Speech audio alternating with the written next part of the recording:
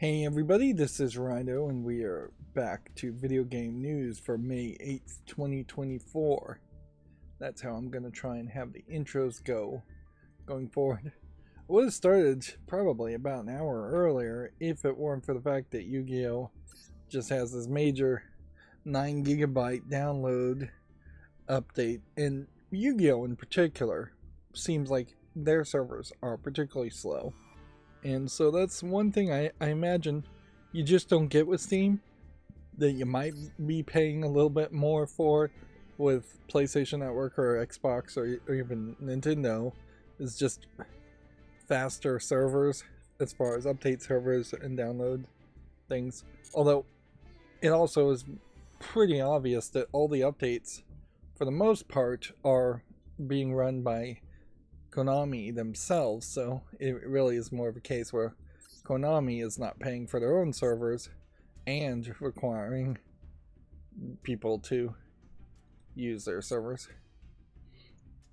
So I guess Wednesday is probably not a good day to open a pack in, because I am running low on packs as it goes. Like, I only have 11 tickets and I'm not doing a ton of gameplay or any gameplay off screen. It'll be interesting to see if we can even make it to platinum at this rate. Meanwhile, we have lots of video game news to talk about, so we'll jump into that fairly quickly. For the catch-up section at the beginning here, I'm still getting interrupted quite a bit, but I have managed to play a few more hours of Fallout New Vegas.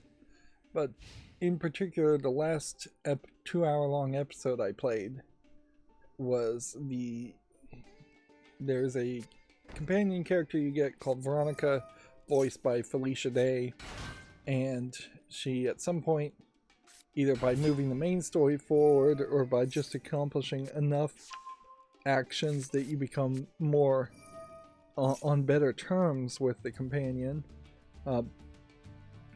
she triggers a go home quest. And so I had so much ambition to investigate the area around where Veronica's home was, and all I managed to do is wander around her home and start some quests for 2 hours. It's just not really accomplishing much at all. Yeah. One thing I guess I can suggest to people is that don't be afraid of going to Sloan, which is one of the cities, pretty early. There is an area that is marked where Deathclaws may be, but if you don't go past the fences, it definitely seems to me like there isn't actually a real danger of Deathclaws attacking you. Now, there are other enemies who attack you, but they're fairly low-level human enemies. So I half wonder if there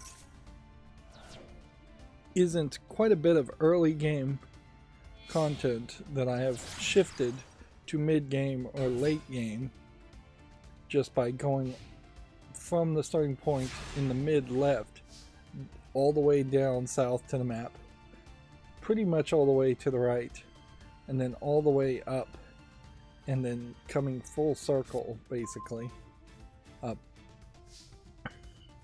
The episode before the last episode that I recorded, I also got distracted and then ended up doing slightly more of an action experience. But overall, Fallout New Vegas is just extremely light on action, more than Skyrim, more than Fallout 3. And it doesn't just... It's not like the action gets replaced with better content. by any means. It gets replaced with what is Gamebryo / Creation Engine Bethesda garbage, where you're wandering around overly set dressed locations, picking up pointless vendor trash that you can't really do anything with. You maybe can sell it, but you probably won't need to sell it, because the actual guns you would find while running and shooting are going to be way more valuable than a 1 cap worth of pencil or something like that, or scrap metal that's way too heavy for being only worth maybe 10 caps. I haven't, unlike Fallout 3, I haven't found people that have any extra designs or extra trades where you might find one person who would give you an extra reward if you gave them purified water. I haven't found anything like that at all so far. Yeah. There is something I've realized about Fallout New Vegas, in that you should be playing the role of spy a lot more. It should have probably been in the setup, in the tutorial, just to say, here's some faction armor. You should put this faction armor on before approaching any of the faction enemies, and then you'll be treated potentially as a friendly, and you'll have named characters that will talk to you and potentially even give you quests, instead of just siding with one faction, which almost certainly, unless you just really want to play as a jerk, you're going to be siding with the NCR early on in Fallout New Vegas. And so my default thought would be to then wear the NCR's armor, which is pretty good. But wearing the NCR's armor when you enter, say, a Fiend camp, which is one of the gang factions, will just immediately have the Fiends come after you and attack you. And then you are potentially doing an entire vault, which, yeah, one of the vaults is full of Fiends. And so you're potentially doing an entire vault fighting enemies, when there is very much an alternate scenario there where you would talk to them on friendly terms and have quests, and you absolutely want to do all the quests. Yes, at some time I imagine you're going to end up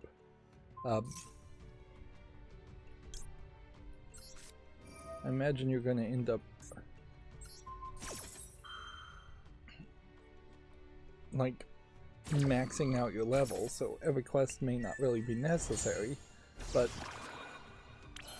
in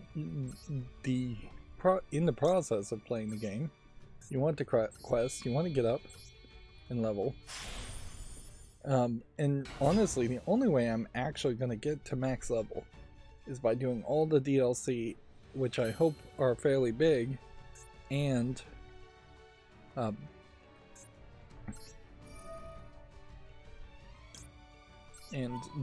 getting what is going to amount to just massive amounts of XP for finishing main storyline quest stuff.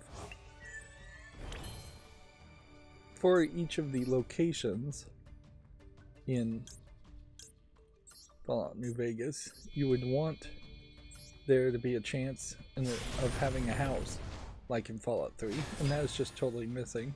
There are a lot of cave openings in Fallout New Vegas that obviously would have had a cave in them had they had more time, had they had more budget, and instead they are just these little dark open world cave outcroppings, which, okay,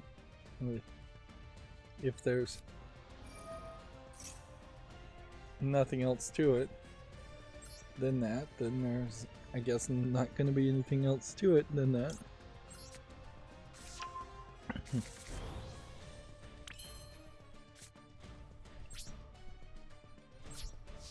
see. Well, probably win in 2 turns here.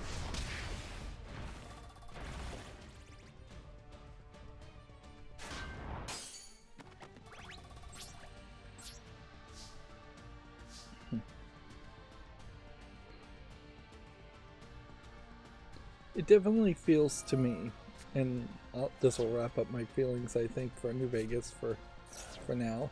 I'm still got a lot of time I'm gonna have to put into it, and I'm not particularly enthusiastic about it. I definitely would suspect that a large percentage of people who would have been encouraged to play Fallout, who chose to play Fallout 3, which would be the lesser group of people. Most people have either chosen to play Fallout 76 and probably will get bored of that and stop before Season 2 of Fallout TV series happens. And then I think the majority of people are playing Fallout 4, which I do think Fallout 4 is probably the most action game and probably moving the series in the best direction, even though the base building mechanic is a big thing they promoted there. But yeah, even on that, the idea of base building gives you more value in your crafting, where there is really no value in crafting in Fallout New Vegas at all. No value in collecting small garbage elements. Like, I could see how base building would take every single piece of junk and vendor trash and add some value to it. Of course, none of that seems like that really translated to Starfield. It definitely doesn't feel like Bethesda's going even forward in a single direction. It seems like it is just all over the place. Probably because they've got different teams working in parallel and just working at extremely slow paces to make their games. And of course, there's been some major layoffs, so it was the big news today. And I want to go through the list of every company that has had layoffs / shutdowns, because the knee-jerk reaction here is just to be angry, and I've seen several video game YouTubers, including Jeff Gersman, just have that knee-jerk reaction. At a certain point, I think I probably have outrage fatigue, so I don't want to just automatically do that. Plus, I'm not a very good content creator, so just being outraged and making a rage bait style video is not really within the cool, calm, complete, critical description, whatever, how I describe my channel.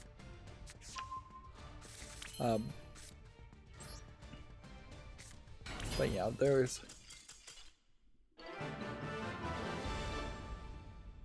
is, I think, some logic and some more critical observation of what's going on here as far as those specific layoffs and shuttering of companies.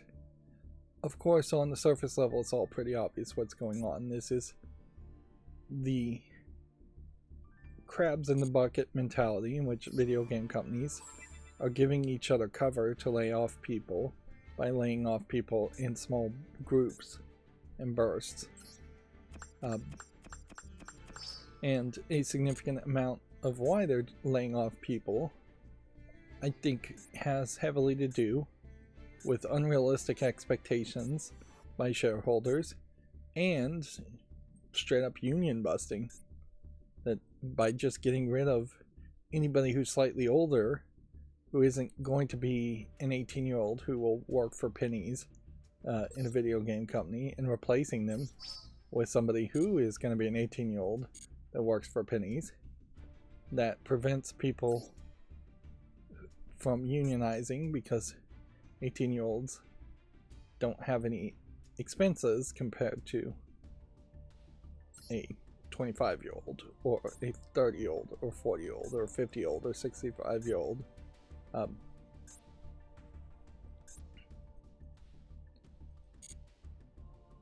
So yeah, a lot of this is, if not union busting, maybe better described as a way of keeping wages low, which is still just an anti-labor movement, for sure.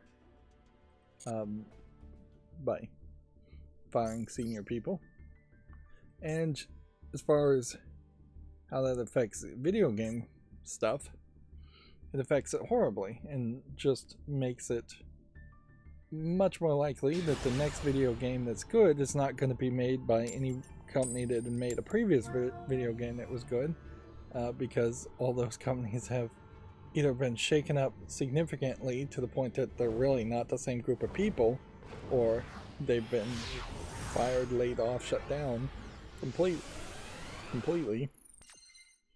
And certainly I saw some YouTubers point out that the lies of capitalism are clearly becoming obvious that they're lies, as far as if you do good work you will get rewarded for that in continued employment or raises or more prestige even.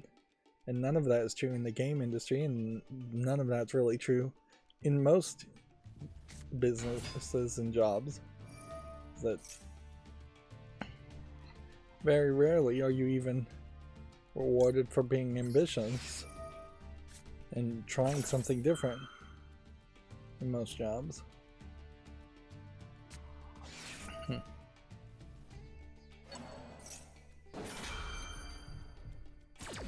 But I think it is certainly important to go through each company and talk it one by one.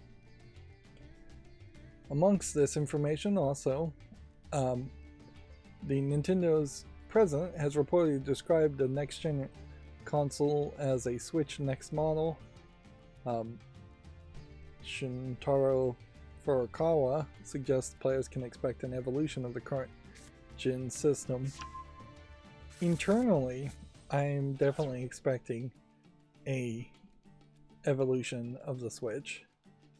I was kind of hoping that there might be something more revolutionary in the external form factor, and there might be something to that, but definitely doesn't feel like it's going to be a device that is just a powerhouse and docks like a console. And frankly, we may have just crossed a line where it no longer makes sense to make a box that's a console that plugs into a TV. The new generations are very mobile and very much on the road, going around to different places way more often.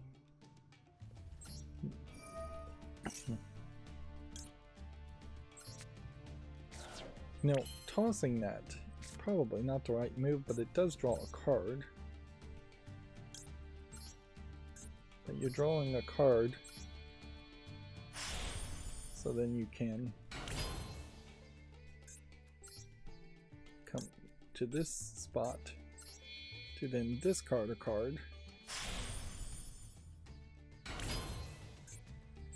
and replace it with a different one. I suppose for the catch-up section, I should also say I got stuck into watching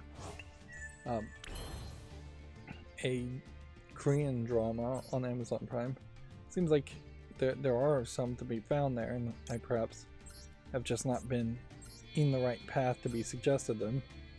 This one is based on a Korean webtoon called Death's Game, I believe. This person commits suicide, that offends death then makes him live the lives of like 12 other people, and I'm not sure what the real goal originally was supposed to be. He definitely felt like he got off track at some point as far as what he was trying to do, other than just survive, which should have been his whole goal the whole time.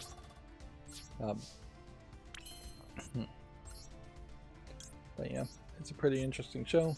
Of course, it's kind of hard to watch anything subtitled when I'm getting distracted and playing on my phone every now and then. So there's a little bit of that. That's my own fault. Akuma Game was the Japanese live-action show I was watching before, I think is how you pronounce it. Or Akuma, basically Devil's Game. so it's like Death's Game and then I suggested Devil's Game. Probably no coincidence there. But there were only 2 episodes of Ultimate Game, so I think that is perhaps a brand new show that I got into too early. But yeah, I guess that's mostly what I've been doing. I don't think I've really been watching a lot of YouTube otherwise. Probably still watching way too much. But I have been pouring more energy into making Fallout New Vegas episodes, which would be great if the episodes just felt fulfilling, and they just don't. Which I guess that's a roundabout way of saying I'm not sure I'm particularly interested in the next generation Switch. Like, the physical things are certainly the things that will intrigue me. I did see that they have announced a new iFixit made a video announcing this new laptop memory that is designed to be replaceable and upgradable, which, yeah, that's an intriguing idea, and certainly I could see a Steam Deck or a Switch 2 potentially just having a panel on the back that you unscrewed and would let you replace the amount of RAM in your device. I imagine it would be more Steam Deck, and even that seems hard to believe. Like, currently, it's my understanding the Steam Deck is sharing its RAM with the GPU. Once you get back to a separate computer RAM versus video card RAM mentality, which is what a traditional laptop or video or PC would do, then you're going to very quickly see that the PC RAM is going to be a generation or 2 slower than what the video card RAM is going to be on a good video card. And that's one of the things to potentially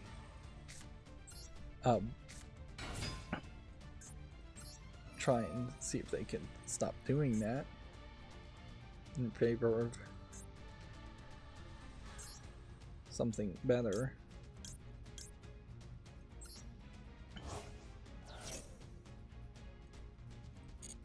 Something faster.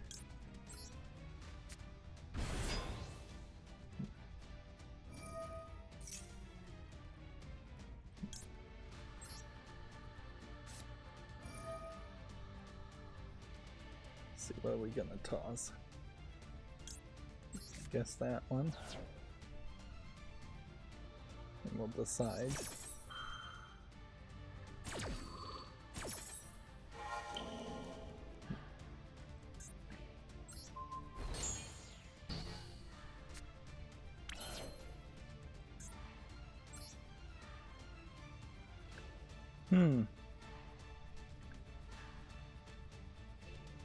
Why can I not summon who I wanted to summon? Oh well.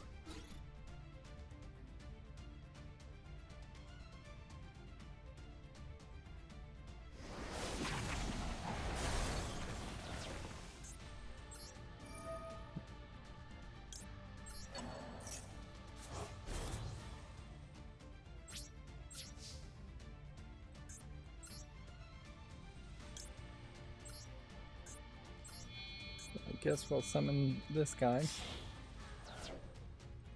Playing a little bit more Yu-Gi-Oh! Today.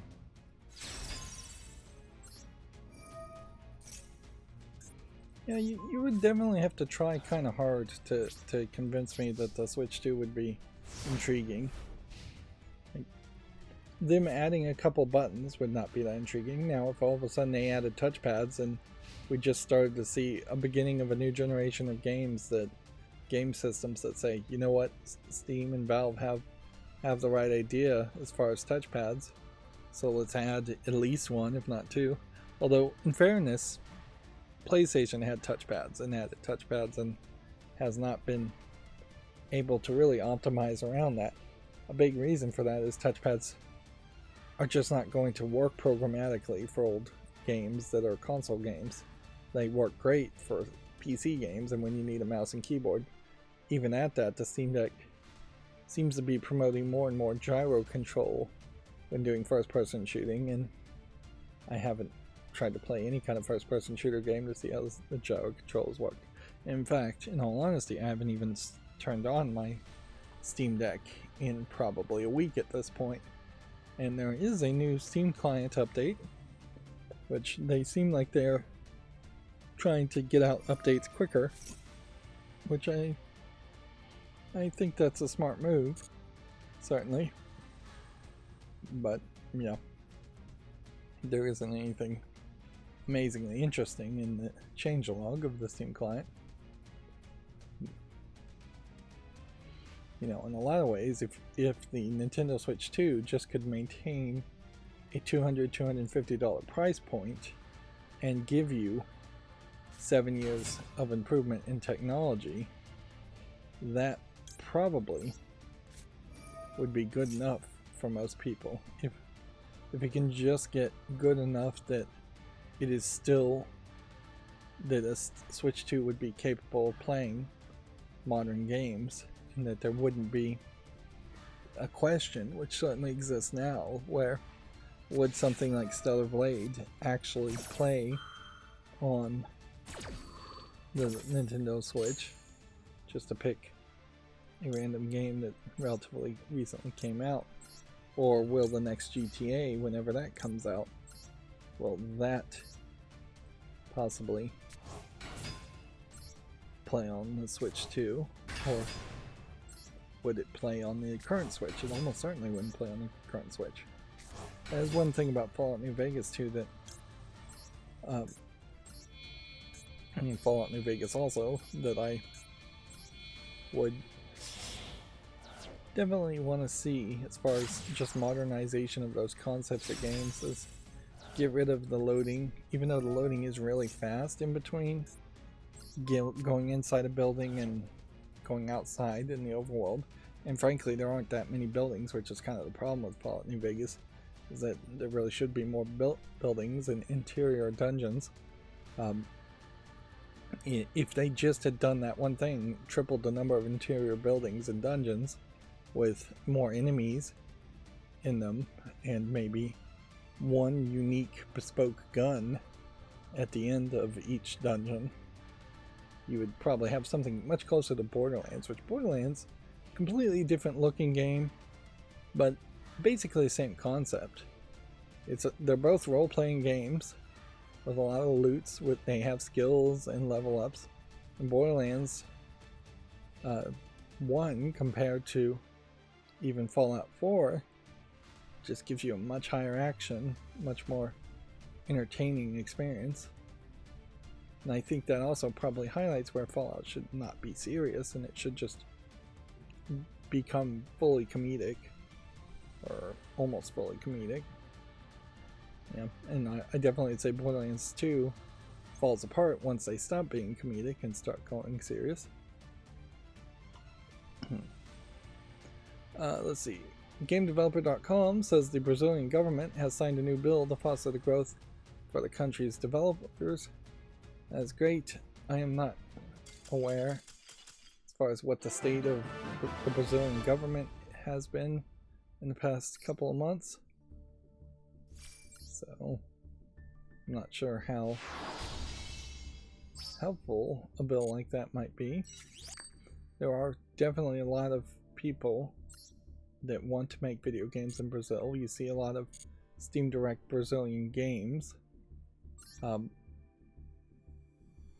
There's still a decent amount of daily quests to do here if I wanted to play more. But I think I'll stop here. And yeah, we're still wondering, with a reduced amount of play time, will I make it to 100 before this Duel Pass ends? Probably will.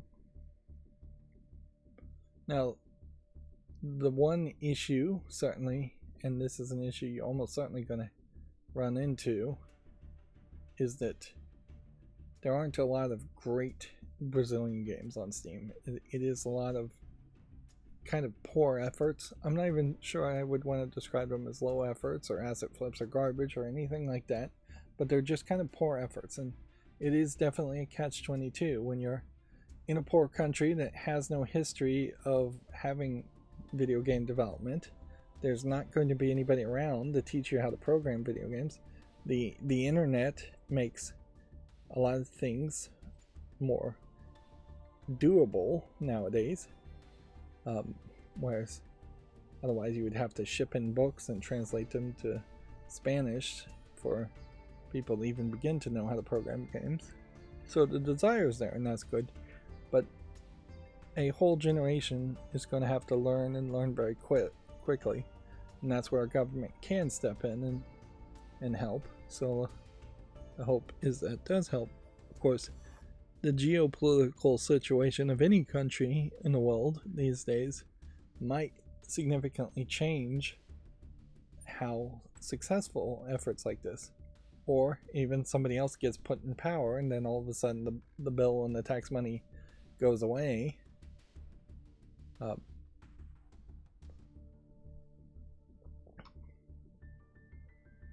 Moving on, GameDeveloper.com says Devolver Digital co-founder has departed therapeutic game publisher Duel. That's a funny way to describe a game publisher. He was Duel's chief creative officer, but has distanced himself from the company's latest project. So, okay. That's seeming like there might be more of a story here, but I don't think we really know it, which makes it hard to really call this legitimate news at that point. So Arcane Austin, one of Bethesda's subsidiaries, and has been, I believe, closed. Yeah, this studio was closed on Tuesday alongside 3 others. According to GameDeveloper.com, they were pitching an immersive sim before closure. They were the makers, I believe, of Prey, but also Redfall. And while Prey was very critically acclaimed, I think Prey Mooncrush DLC shows how the original Prey game could have been a lot better. And the original Prey game definitely feels more like a BioShock experience. But in fairness, the BioShock experience really is just a slightly simplified Fallout New Vegas experience. Yeah, you run around in Prey, shooting enemies, getting bullets and other resources, some of which is vendor trash that I believe you can recycle fairly quickly through recycling centers, stations, or just immediately in the inventory. You have more limited inventory that is more gamified in that the inventory looks like objects and maybe you're Tetrising it in your inventory like Resident Evil 4, which I think that helps too, instead of just having in Fallout games a long list of items and a weight assigned to them and just what is effectively a spreadsheet. But yeah, one of the irritating things that I ran into as far as Prey, and that I feel like Prey Mooncrash adjusted better, is that Prey Mooncrash was all about fighting and shooting enemies fairly quickly, whereas Prey has more of a slower pace to it with less enemies, sometimes stronger enemies. It definitely was focused on enemies being able to camouflage themselves, and then you have to search an area to find that camouflaged enemy and fight them, or you have to sneak around it. And yeah, the fact that they had the possibility of sneaking around, I think, hurt Prey too. And yeah, and that might be a thing in general, is just maybe modern games shouldn't have that Deus Ex style of there are 2 or 3 ways to solve a problem. Maybe the default way to solve a problem should be the only way. That way the game developers can just polish that way perfectly. But yeah, there's a lot of interactions in Prey. And just an overall slow game. I think a little bit too much talking in Prey too. Now, what's there to say about Redfall? By all accounts, it was an awful game that most people didn't even give a chance to, and I didn't see anything in it of value. So, when you get down to that, and that shows you that as far as making another Dishonored game wasn't a focus, and you see how game developer here is trying to make Dishonored be part of the story when, yeah, they haven't been working on Dishonored in a while. This is one of those companies where it definitely makes some sense. If Microsoft is going to do what it needs to do to have companies that can make good games, or if Microsoft is going to correct mistakes of the past, which a lot of that may just be Larry Herb, Major Nelson. Like, I definitely saw other YouTubers blaming Phil Spencer for these shutdowns, and sure, maybe he's making the decisions now, but most of these games were developed with Major Nelson in charge. And so we should really be putting the blame on him much more often. And yeah, I saw, I think it was Jeff Gersman, he's blaming some of the seconds in commands and thirds in commands who have barely been in those positions more than a couple of months. Like, they're supposed to be the ones who led to the creation of Redfall. Maybe they were, but I'd like to see some proof of that if you're going to make that claim.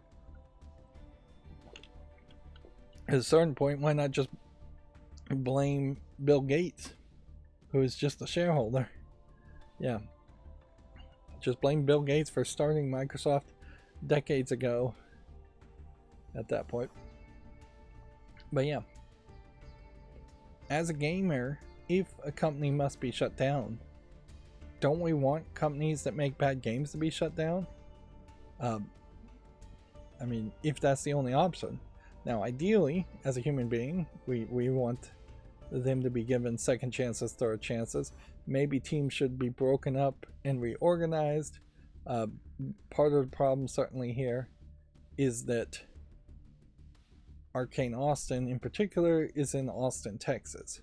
So, does it make any sense to break up Arcane Austin and make it two studios that are still in Austin, Texas? No.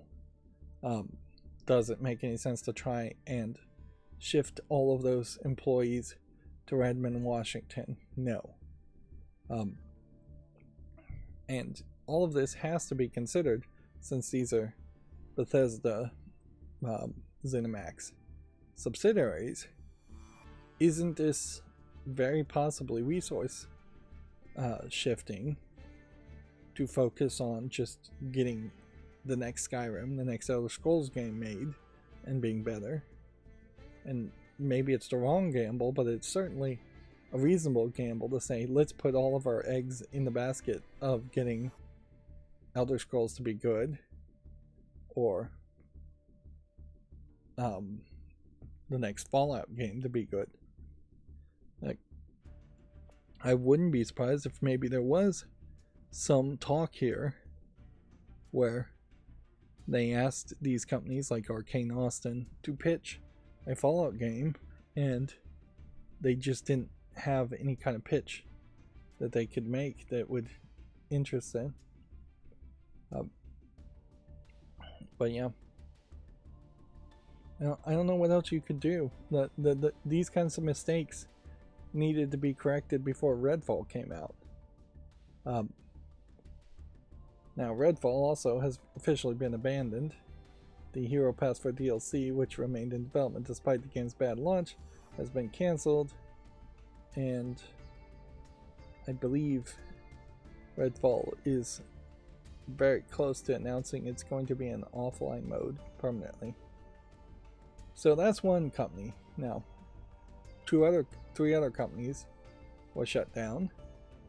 Let's talk about the other company. the other company is Tango Gameworks, which released Hi-Fi Rush to major success, and before that they made The Evil Within, but then they made the less popular, less successful Evil Within 2, and Ghostwire Tokyo, which I don't think probably got enough attention in Japan or otherwise. Location-wise, it's the exact same problem with Tango Gameworks. You have this company in Japan. You can't move those Japanese employees to Redmond, Washington. It doesn't make sense to break them into different groups or smaller studios. Microsoft has no reason to believe they'd be successful in Japan, so their relationships to Japanese companies really don't matter. But then there is also the bigger elephant in the room as far as Tango Gameworks, in that I think his name is Shinji Mikami, but let's just go with the guy who claims to be the guy who was behind the creation of the original Resident Evil, worked and was there at day one of Tango Gameworks, and he was involved with The Evil Within 1, but then handed off all responsibility really for The Evil Within 2, and was just an executive producer.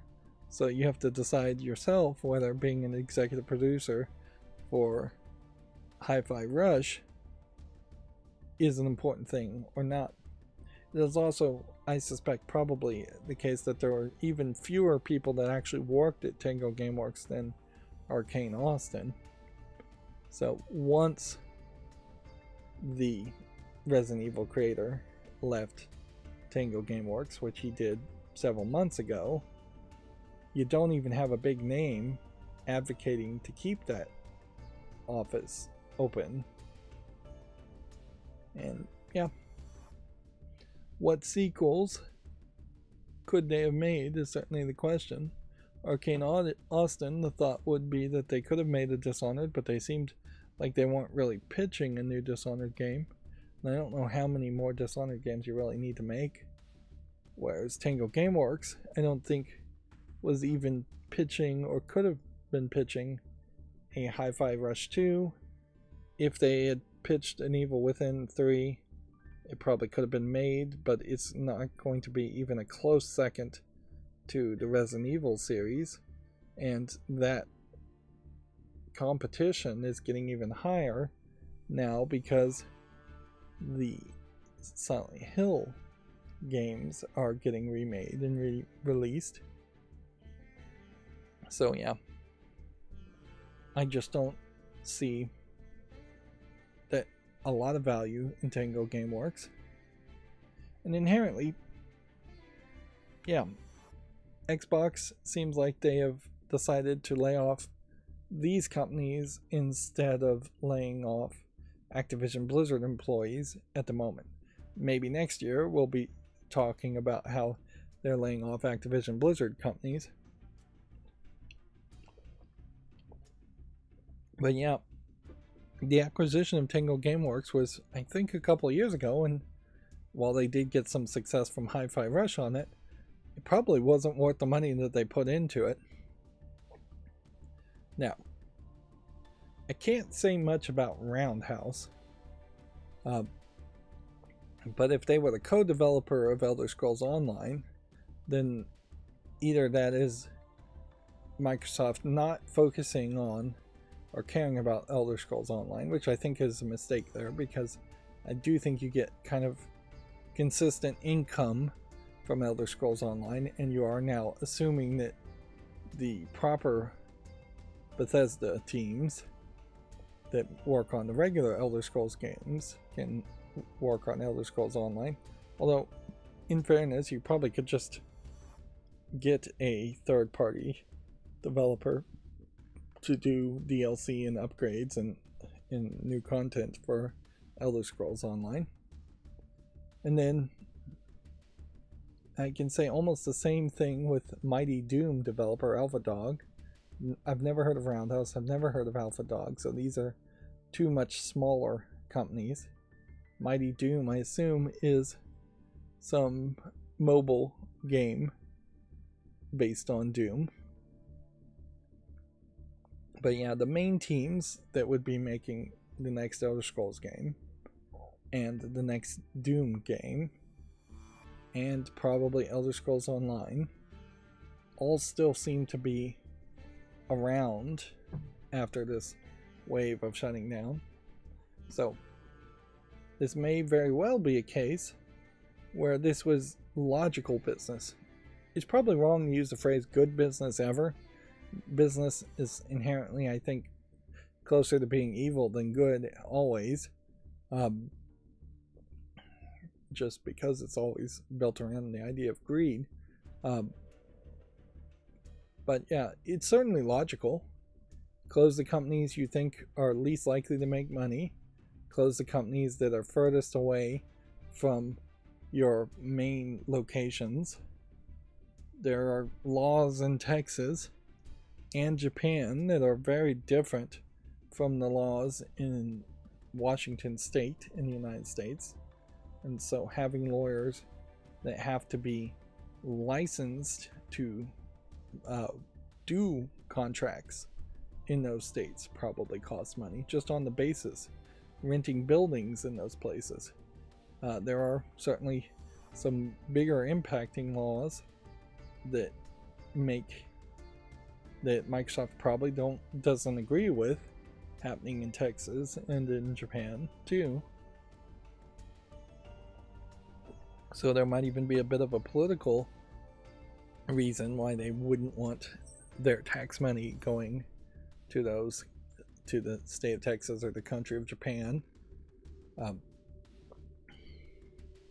Now Austin still probably is doing well enough that I imagine everybody laying off at Arcane Austin can just go work at other video game companies or other software companies. That is probably the case. And in Tokyo, it might be a little bit more difficult, but probably not that much more difficult. What I definitely see here, though, is that again, maybe I'm just fatigued have outrage fatigue and just don't feel it in my bones to really be outraged here. These just don't feel like the wrong calls. Whereas, let's see if we could name 4 companies that Microsoft owns that would be incredibly shocking to shut down and the wrong calls. Let's say, what if they shut down Activision's teams that work on Call of Duty? That would be insane to shut down that company. I couldn't think of any legitimate reason to argue that would make sense. What if they were to shut down the World of Warcraft team in Blizzard? That would be insane. To just fire everybody who's making them still probably a ton of money with World of Warcraft. It'd be kind of insane to fire the Diablo team in Blizzard. Also, what if they were to fire the main teams of Bethesda working on Skyrim or the next Elder Scrolls or Starfield or the next Fallout? That one almost would be crazy like a fox, but it still would be kind of crazy without having a new studio come in. I could certainly see them laying off and shutting down Double Fine. I wouldn't say that's the greatest move. There is an argument being made here that Microsoft is acting a lot more like a publisher than they are a console holder, and as such they aren't really putting in the focus to make sure people would want to buy Game Pass or make sure people would want to buy an Xbox Series X, because there's now likely going to be less variety of games, and variety I think plays a much bigger role when trying to keep people paying a monthly subscription on Game Pass or committing to buying an expensive console in the first place. I don't think Microsoft is going to succeed if they can convince people that the Xbox is just a Call of Duty box and you should just always buy the next Xbox for the best experience playing Call of Duty alone. But there certainly is a subset of gamers that do just that, where they buy a PlayStation when the next NFL game or NBA game comes out, and they buy that one game and just play it like crazy, or they buy a PlayStation when the next Call of Duty comes out.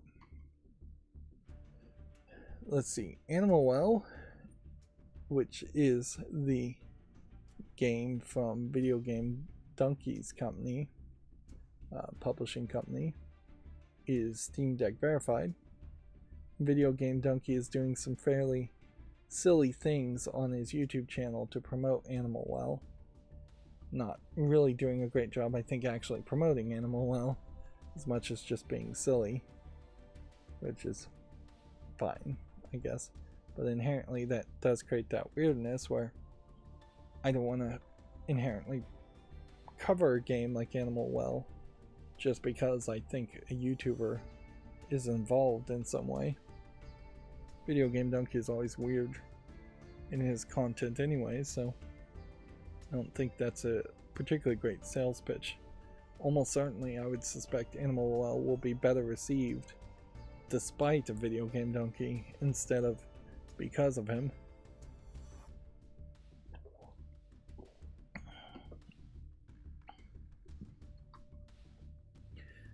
Dead Island 2 has shambled to 7 million players in over a year. So that's a fairly high player base. Feel like that has been slow growth, though. Which, yeah, they recently released some DLC for Dead Island 2, which probably helped boost the numbers. And, yeah, it probably does prove that there is still room for at least a couple of zombie RPG style games, like light RPGs. I think modern games inherently are all going to have light RPG elements in them. But also the other game that was the sequel of the really well received game was not particularly a great seller. I can't remember the name of the other game though. I want to say it's called Left Behind, but I don't think that's the name of it.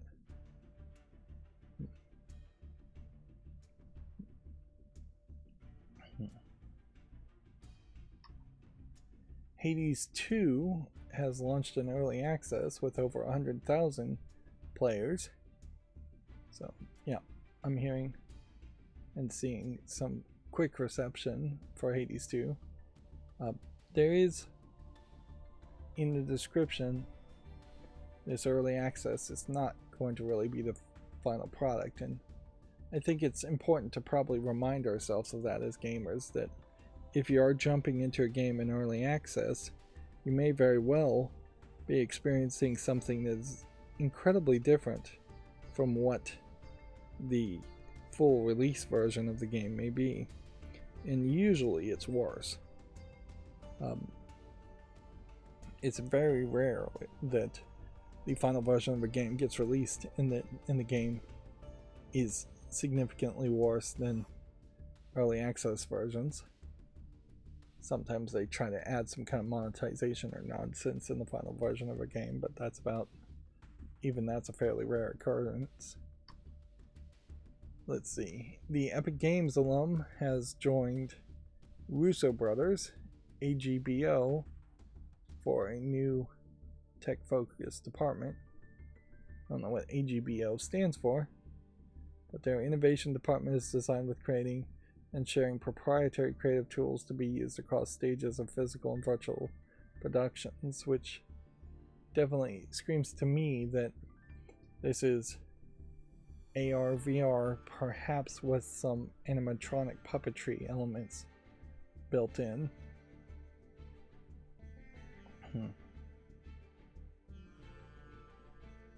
Yeah. So these are, again, one of these kind of announcements from GameDeveloper.com where it's not very useful information or actionable information. At some point we may know something. You could suspect that maybe this is an indication that they are no longer with Epic Games, or they may have already left Epic Games before this announcement. But being referred to as an Epic Games alum doesn't really mean much, because you're basically talking Fortnite as the only major successful Epic game worth mentioning. There was one other, Shadow Complex, that I think was a decent game, but that was many years ago, and it's not like they've made any efforts to make a new Shadow Complex or any other new games other than Fortnite. If Epic was going to make a new game, they pretty much have committed to put the new games into Fortnite and make Fortnite a metaverse. Multiverses has added the Joker. I think at this point any Warner Brothers or DC property should just have a time till Joker TTJ counter, because it always comes. This is going to be voiced by Mark Hamill, who is also Luke from Star Wars. He was the Joker in, I believe, Batman the Animated Series, and I wouldn't inherently say this is the Joker from Batman the Animated Series. I would say this is probably just a new twist on the Joker. If anything, he looks more like the Batman from, or the Joker from Batman Gotham City Imposters. But yeah, that would have easily been a good bet. As far as you're trying to make a Smash Brothers competitor, you have the Warner Brothers characters, so obviously you're going to throw the Joker in there as a playable character eventually, probably pretty early. MeTV is an over-air channel, and they have just announced that they're going to have a 24-hour cartoon channel, the equivalent of what Boomerang would have been in its heyday and Cartoon Network would have been during its heyday. And so they've got the licenses, or they've got copies of public domain for a lot of old cartoons, Warner Brother cartoons, things like that. They are going to do a little bit of new stuff, and it's free over the air content anyways, so it's not going to be amazing unless they start streaming it like a free ad supported television channel, which I'm sure cartoon channels already exist like that. But yeah, it does seem like Warner Brothers, now owned by AT&T, seems to have failed to monetize some of their old cartoons particularly well. And I don't know if Boomerang as a TV channel even exists on extended cable, but it almost certainly isn't doing anything to gain a new audience. And now would be the time for TV and cable to try to catch kids' attention as much as possible, or as cheaply as possible even, to try and grow a new generation of TV watchers. Otherwise there just won't be a new generation of a next generation of TV watchers at all. Warner Brothers, I would say, is still probably canceling more TV and movie productions than they are video games. So we haven't had any major layoffs or cancellations so far around like the Lego TT games, even though I haven't heard them announce anything new, or Warner Brother games in general. Although again, I haven't really heard them announce anything new other than Multiverses, obviously. So yeah, I guess I'll just leave it at that. Here is Mark Hamill voicing the Joker. Multiverses was the weird game that came out in early access, and then they took it down, and now it's returning at the end of May. It's still a weird combination of DC Comics, Looney Tunes, Cartoon Network, Game of Thrones, Tom and Jerry, Gremlins, Rick and Morty, and The Iron Giant. It is very much just everything Warner Brothers. And I know Audible is paying for a full cast audio book of the Harry Potter books, and I assume Warner Brothers greenlit that and allowed that, but I'm not sure if Warner Brothers is really going to be able to claim ownership of that product and production. And yeah, I imagine fans of Harry Potter will be interested in those audiobooks by the movie actors, the original movie actors, before they make a remake of the Harry Potter movies with new actors. But also those Harry Potter kids are now full-grown adults, and so their voices very likely sound different. Moving on, Video Games Chronicle says EA's CEO says there's a real hunger among developers to use AI to speed up development. More than half of EA's development processes can be positively impacted by AI, according to Andrew Wilson's claims. Take note that we haven't really had a lot of people talking about AI in the past couple of months. No longer is just saying AI in the shareholders meeting good enough to keep the ravenous shareholders at bay, and so we definitely have had more conversations about restructuring and layoffs than we have AI. Inherently, the two are not connected, really. It's not like they have magically figured out a way to make games with AI so they can lay off half their employees. Maybe there are a couple of managers that are that crazy that believe that is actually the case. And yeah, at a certain level, if AI worked, if it was good, which I don't think it is going to be good, I think we've probably we're approaching a plateau as far as the quality of AI and generative AI in general. But yeah, if it worked, I definitely could see some scenarios where I would try to use it. Pretty obviously, I have a wildly successful automation process to make YouTube shorts, which I'm getting quite a few publishers and developers even thanking me for making the YouTube shorts and highlighting their games. But yeah, and that is fully automated without any artificial intelligence. If I could throw some artificial intelligence into it, that would be probably helpful. But it'd probably be AI to just generate music, and even that would probably be a disaster in the long run. If I could make better thumbnails for now these live streams, instead of just calling it video game news and using my default thumbnail, I would almost certainly get more views. It is also worth pointing out that because I've changed the title, and Yu-Gi-Oh! Is no longer in the title and the description and the tags, I am getting extremely low numbers of views. Yeah, I am just starting over completely by making that change, and that was certainly the plan and the risk there. The hope is that loyal fans would come over and watch video game news instead if the title didn't have Yu-Gi-Oh! In it, and that people who only wanted to see Yu-Gi-Oh!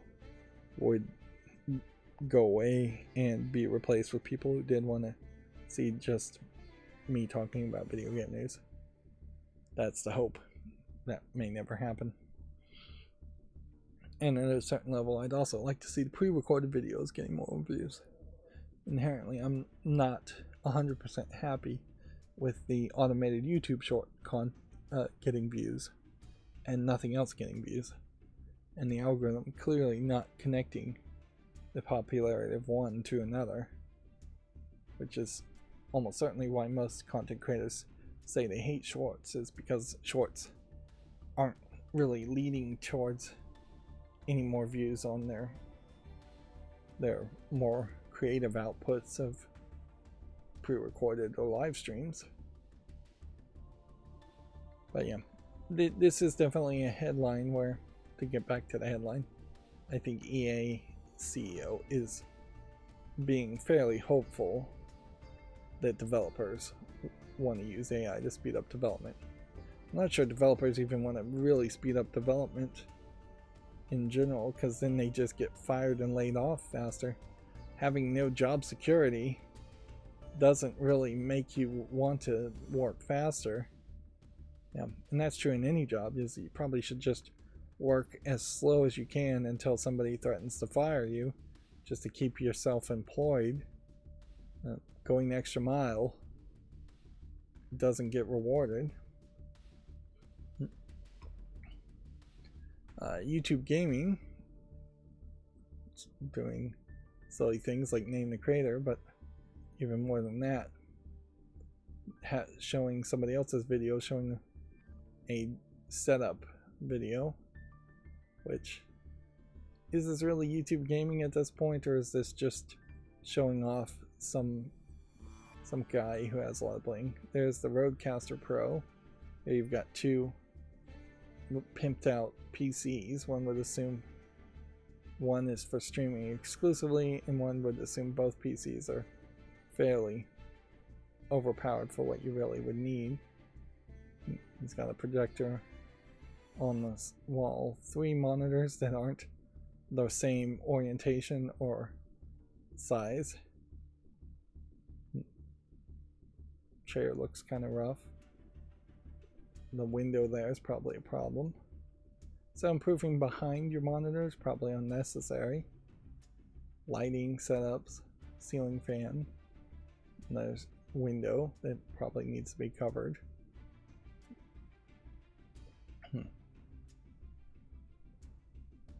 This is a great example, I think, of something that's been decorated to be really flashy and not as practical as you might really need it to be. But yeah, once again, that not really too much around gaming as much as it is just like lifestyle. I'm pretty sure Asia Pacific American Heritage Month is this month, so they must have swapped the headlines, because it was like African American Heritage Month, I think, last month. So they swapped the banner, but they did the exact same layout of 3 people being highlighted. Which, yeah, I'd have a hard time being certain that these two were even Asian Pacific of origin, of ancestry. Yeah, even this guy, it's kind of hard to tell. Let's see. Then we basically already covered this. Arcane Austin's closure closes the door on Redfall's future. I just don't know what you could have done with Redfall. It was a also-ran Left 4 Dead looking game that I don't think actually played like Left 4 Dead, with vampires. And you know, vampire games have really never succeeded well. There's always Vampire Blood the Masquerade games that catch people's attention, or Blood Rain, but they never really work. It's just so much easier to have zombies who are mindless as your bad guy instead of vampires who have to be inherently immoral and intelligent. And often vampires are sexual, which a lot of games don't want to go in that realm. But also vampires notoriously much more difficult to kill. And if you were to think just like the Universal monsters, we've had maybe 2 terrible games around werewolves in the past decade. We've had, I think, no games around the Mummy, no games around the Invisible Man, and no games around the Frankenstein's monster. Zombies just work so much better, and they just feel familiar. And a lot of this, I think, is that you've just trained players to be okay with zombies and skeletons and nothing else in your fantasy games. Might also have a China market element to it, where Asian markets, China and Japan, don't want bloody vampires, or Chinese vampires don't look anything like Western vampires.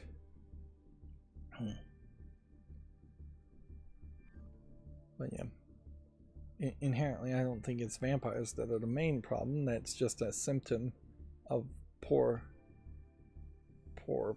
thinking in overall to lead to a pretty bad game, that from what everybody said. And that might be an indicator as far as how video games still need mainstream video game journalists to review games well and overhype them.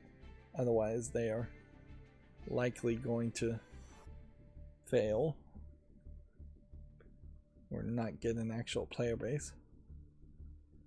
The sad truth of it is that if you had released Redfall in early access and done something like Sea of Thieves, where it was just constantly in early access, so the expectations were much lower, that probably would have worked a lot better.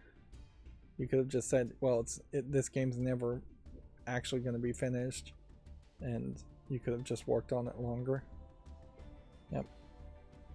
So at a certain point, we might be able to blame the rise of early access game development not on the fact that gamers are actually wanting to buy early access games, but on the fact that gamers have been trained to be less critical of early access games, and publishers have been trained to give game developers more time if you release it in early access and start making some money to begin with.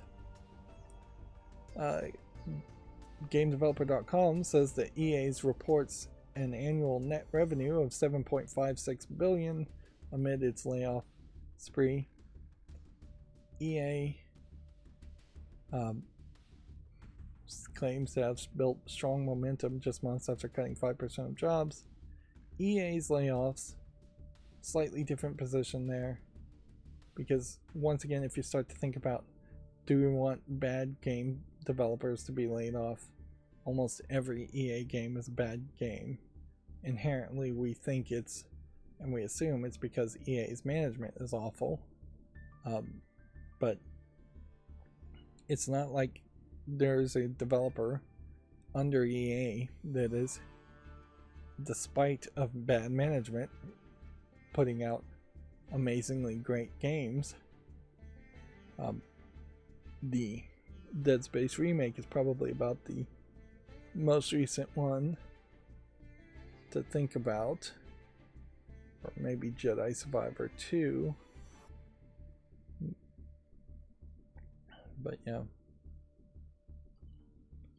still a lot of EA Sports games, and notably major sellers like the EA Sports games, which are probably bringing in a truckload of cash so that they can say they have an annual net revenue of $7.56 billion.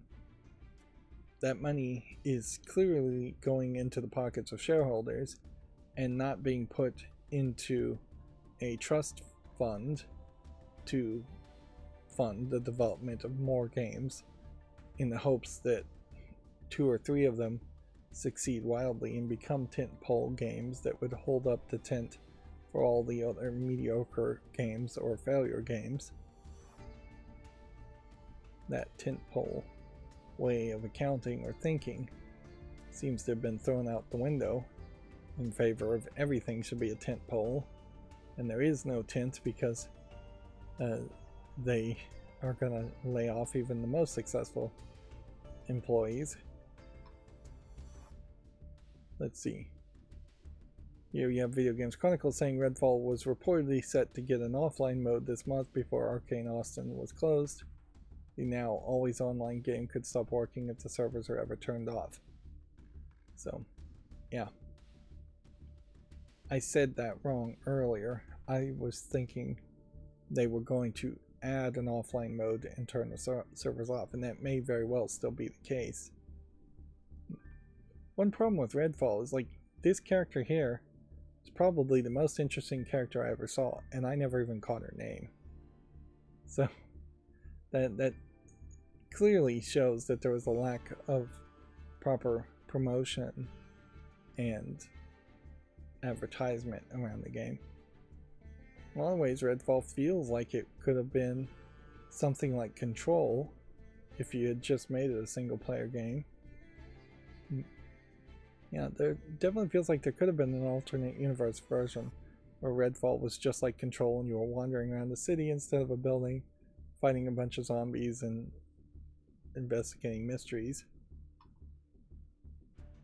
This is not so much video game related, but there was the XZ incident where a maintainer of a library, XZ library, I believe, was attacked emotionally and people were criticizing that he wasn't putting out updates quick enough and criticizing the updates and patches he was releasing by somebody who was trying to take over the GitHub of the XZ library, which is used in BSD and Linux. I think it's used in BSD.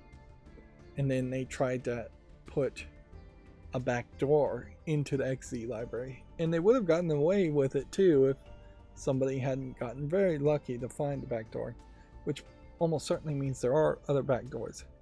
The problem with this now, and you see it here, is that you're now creating this thing where you have to be on the lookout for phishing and social engineering attacks. That's what that would have been called. And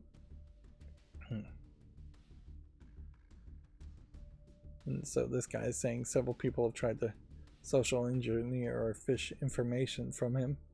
But it also creates this weird problem where now anytime anybody is being criticized for on GitHub, it gives people the opportunity to say, oh, well, that criticism isn't valid. It is just a phishing social engineering attack to make me feel bad so that they can eventually convince me to give up access to the GitHub to somebody else so they can then put some kind of worm or backdoor or virus in it. Which that was always the problem with trolls. As soon as the phrase trolls, internet trolls, came about, anybody making any valid criticism very quickly could be dismissed as being a troll. And yeah, of course there are a lot of trolls on the internet. But then I will also say on GitHub, there's also a lot of people that have poor social skills, and they're working on GitHub like it's an open source collaborative project, but really they don't want it to actually be a collaborative project, and so they're just gatekeeping, or they're not responding at all, or they're putting out bad code. And so yeah, I don't know what the real solution there is. Basically, I think every programmer just needs a handler assigned to them, and maybe we could see something like that where GitHub and open source software repositories in general just have some kind of AI moderator that is just moderating the speech of every person talking to every other person, and just trying to get everybody to get along. If we saw something like that, that might be the first instance of somebody using AI to create less engagement and less fighting and backfighting and arguments. Whereas if Facebook was to introduce AI, they would introduce an AI chatbot that would probably put rage bait comments and try and get more engagement by having people become more angry and argue with each other, and they would actively ruin relationships, I'm sure, just in the name of more engagement. And I think Twitch and YouTube would be even worse if they had AI automatic bots and automatic commentators.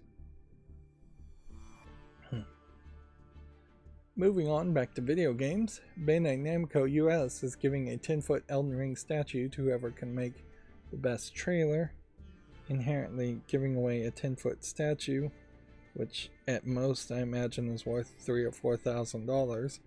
At most, very likely closer to $500, but then you may have to pay quite a bit to ship it. That still is chump change if you can get somebody to work for free to make a trailer for your game, which you undoubtedly are going to use as advertisement. And it certainly screams that either Bandai Namco US has no interest of Bandai Namco Japan, and that they just don't care what Bandai Namco US is doing, or that Bandai Namco Japan and US are just incredibly cheap. I can't really recommend anybody engaging with this or doing this. Even if you could make a great trailer and you were really good at it, winning this kind of reward is not going to move you into like a games trailer industry or a movie trailer industry where you're making movies. You would just do better making trailers for yourself and for your own YouTube channel. Moving to Hollywood, it would probably help you a significant amount. But you look at something like Freddie Wong and Rocket Jump. He, for years, was making his own TV and movies and desperate to get into Hollywood and be successful in Hollywood. And I don't think it ever really has succeeded for him. The Nintendo World Championships NES Edition is a retro speedrun game coming to Switch in July. We've gotten some more details on it. I think there's a better limited edition version in the Japanese version. But what I think this is really doing is taking what could have been a WarioWare collection of, we're going to take some small sections, speedrun sections of old NES games and make mini games out of them, and instead they have stretched it a little bit into a longer challenge experience. It's going to feature 150 speedrunning challenges divided across 13 games, all of which I think are owned exclusively by Nintendo. So yeah, Mario Bros. 1, Mario Bros. 2, Mario Bros. 3. I bet there's a lot more speedrunning challenges around those than something like Balloon Fight or Donkey Kong. Zelda 2 is probably going to have a lot less than Zelda 1. And I imagine the Lost Levels will have less too. Let's see if we can get some visuals here to get a general idea of what the speedrunning challenges are. Now, the original Nintendo World Championships were just a advertisement. I have no idea. Yeah. Here you can see some footage, which somebody very well may have tapes of this kind of footage that could be scanned into higher quality. I know a lot of the E3 tapes have been rescued. These tapes might be very older. Now, this new footage feels like this is something that is much newer. So there must have been a... Yeah, there was one in 2017, and it certainly didn't have a lasting impact. You'd think there'd be a Nintendo World Championship happening every year at E3. And it is also weird to call it the World Championship when it almost certainly it is Westerners and no Japanese people or Asian people. But clearly that's not what they're for. Take note that half of this trailer is just getting to this point.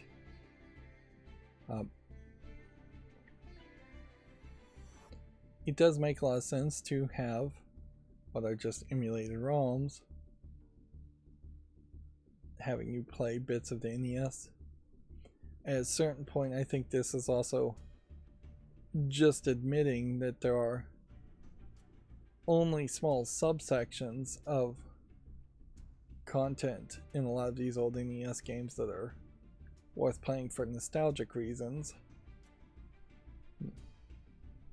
I bet this is way easier to make than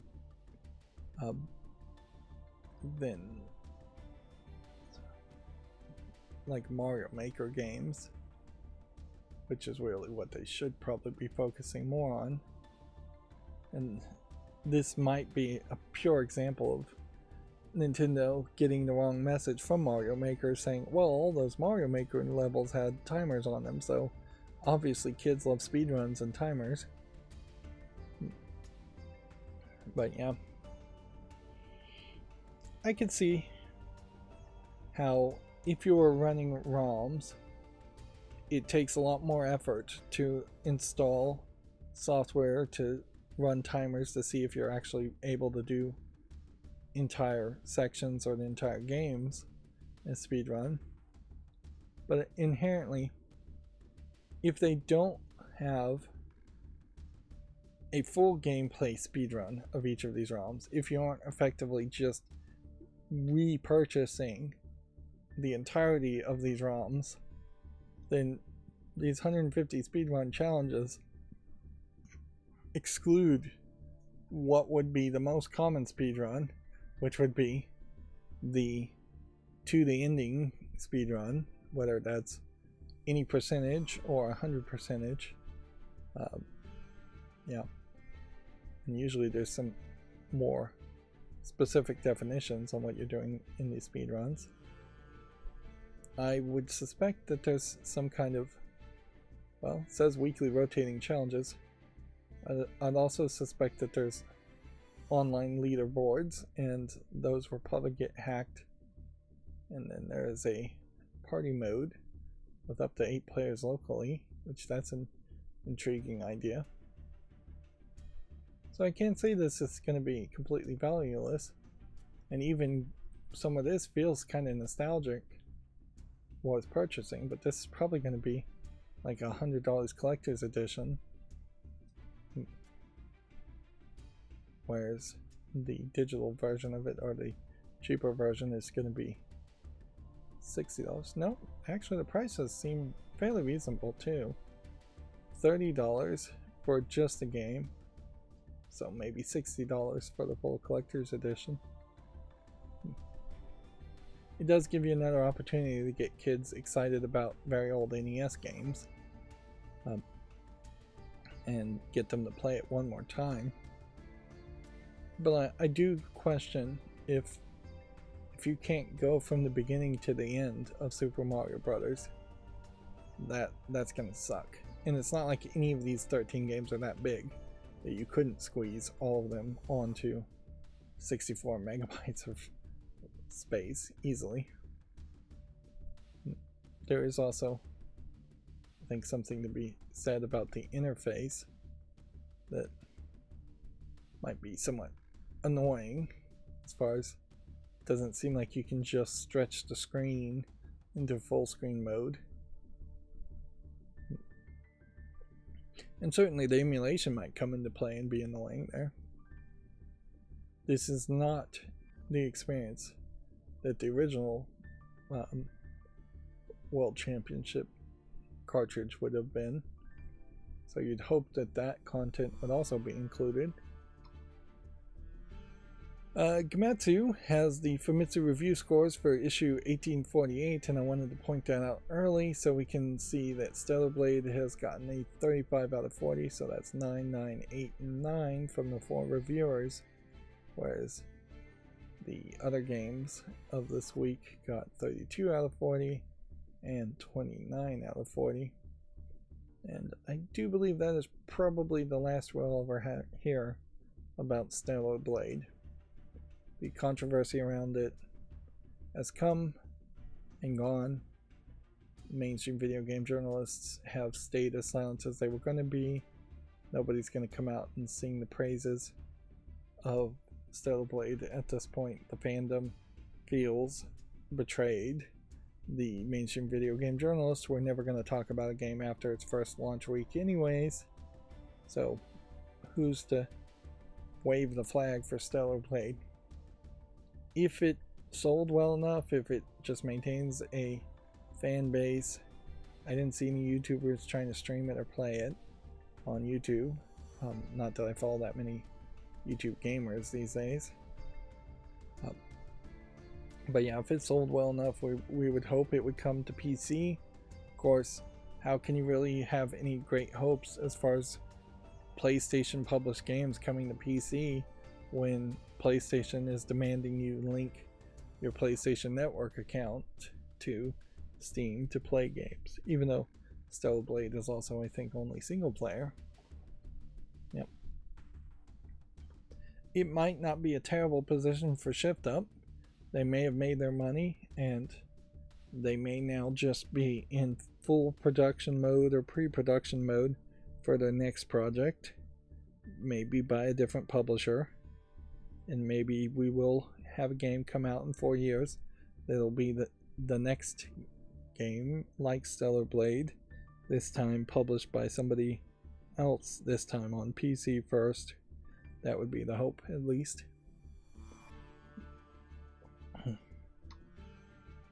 This underdog person was retweeted by Godot Engine, and so he has this video of this is the difference between spending just a few minutes playing with the graphics in Godot and versus a few asterisks more minutes.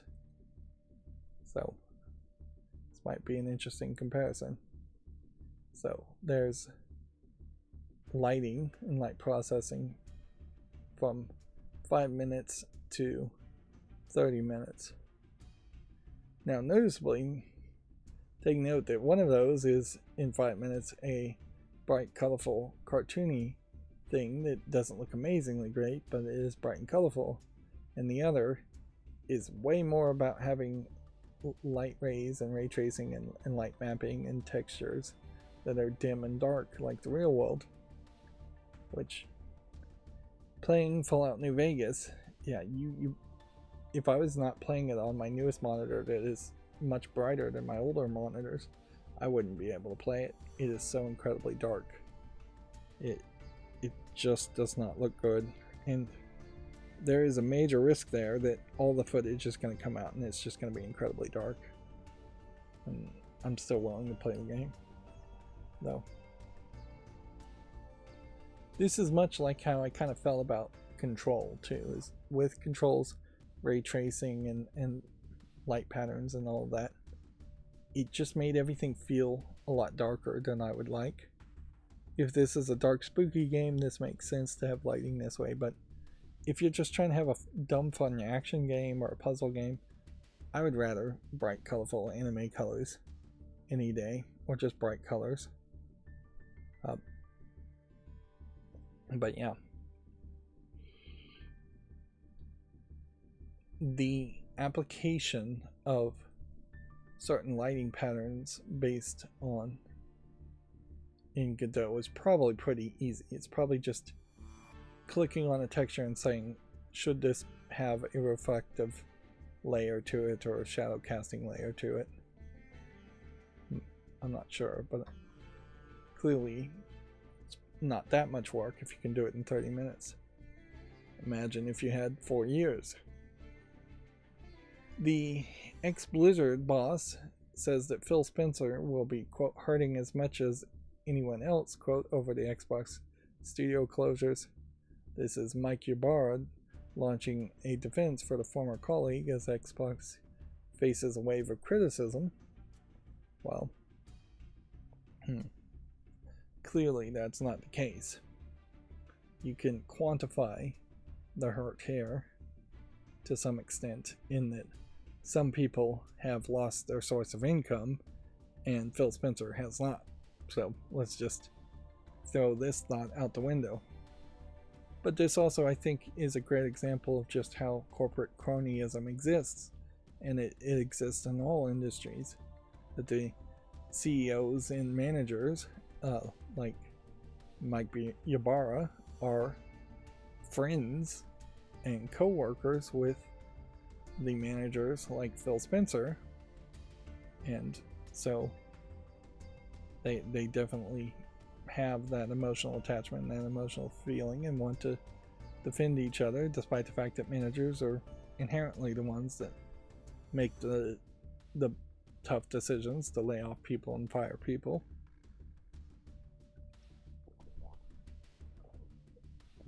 That being said, remember earlier I did say I don't know how much of this you can really blame on Phil Spencer. You can blame probably at least 51% of it on Phil Spencer, since he's making the decisions, but he may very well be under orders from higher ups at Microsoft. He's only in charge of Xbox to fire people, and his decisions don't seem like they are crazy or megalomaniacal layoff decisions or shutdown decisions. I'm not 100% sure that they are long-term, well thought out decisions. They might be, they might not. But yeah, this whole rage bait but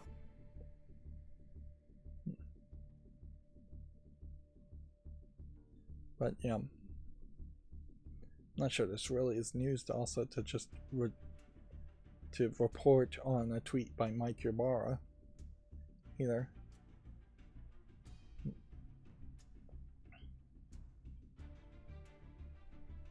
But yeah, we'll have to see in the long term whether these layoffs lead to longer decisions and better decisions. Inherently, Microsoft, every time they lay off a studio, has more intellectual property that they own and fewer people who can actually use or remonetize that intellectual property. So you would like to see with these closures announcements that they are in negotiation to license some of these games to other companies, but we are very much in an era where most publishers and most game companies don't want to license something from somebody else. They want to make something new that they would own completely and get all the profits from. If you were a small AA game company who had proven themselves before with even one successful game, you would be about the only target that might go to Microsoft and say, hey, give us like the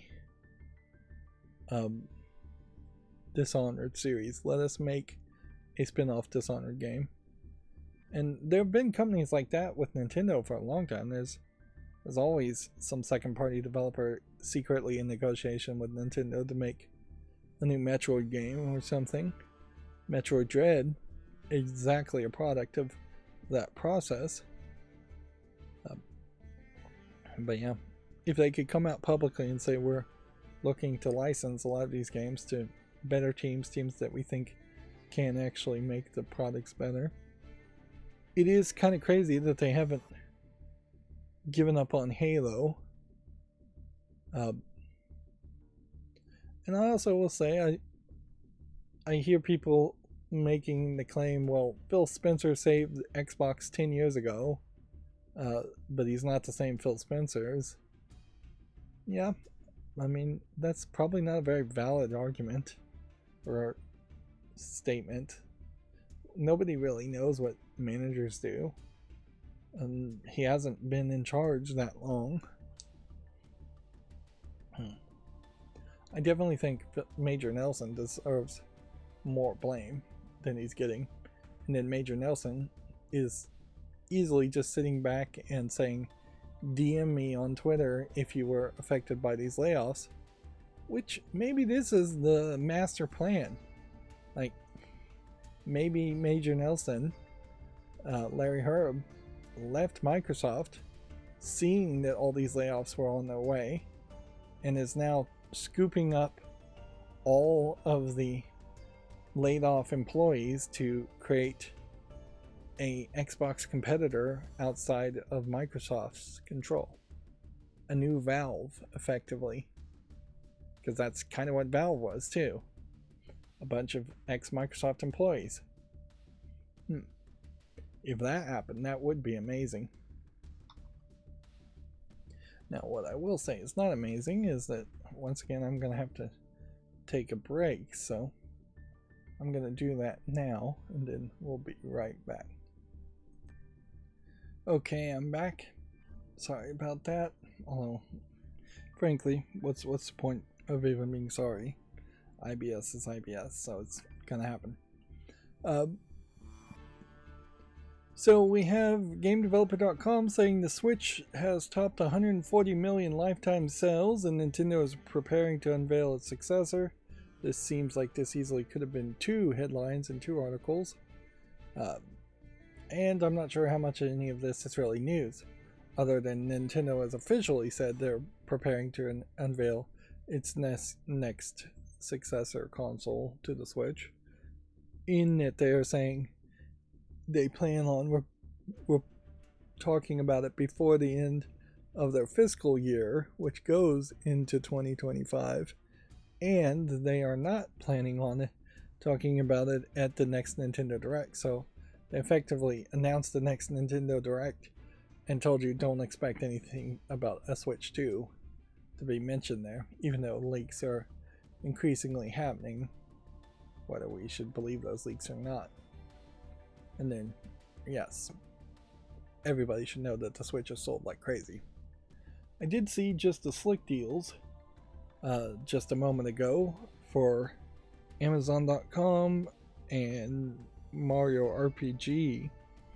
I have the thought of buying that myself, but at what point now would I ever have free time to play Mario RPG, or would I even want to play Mario RPG? I do hear the remake changes things a bit, but probably not enough to justify going back and playing it out of nostalgia. You just never have enough free time if you're trying to have a YouTube channel that potentially you're hoping will someday be monetized, or if you're trying to go to school or work a job, and trying to play video games that are new. Yep, it is definitely much more logical for me to play a Fallout New Vegas as a new game I've never played before than it does to play Mario RPG. There's even bigger issues, certainly as a content creator, in that if I was to play Mario RPG, I can't. I have still yet to figure out a way to review those kinds of games without putting any of the audio and video up on screen. Yeah, and I think most Nintendo reviewers have that same issue. That's still a big problem. Inherently, I think Nintendo is setting themselves up to lose their fandom, whereas my generation of people, when it was Sega versus Nintendo, there were a lot of hardcore Nintendo fans that were just going to be Nintendo for life, and it took a lot of missteps by Nintendo to lose that fandom. Whereas now, if you are a 10-year-old and you've grown up your entire childhood playing on the Switch only, and then you want that next generation Switch to let you stream to a YouTube channel you're trying to start, or to stream to Twitch, well, all of a sudden you're going to get DMCA strikes. All of a sudden you're going to get into that mess of Nintendo not really allowing any streaming, and you're going to immediately develop some resentment to Nintendo and probably just move on to PlayStation. And frankly, there's probably an even more natural path in which kids are just going to grow up to the PlayStation. Which is to say, there is still a pretty good chance here that the Switch 2 comes out and is nowhere as successful, that it is something closer to a Wii U in sales number than a Wii in sales numbers, because a lot of the Switch fan base, which it's been out, I believe, for 7 years, probably are ready to move to a PlayStation.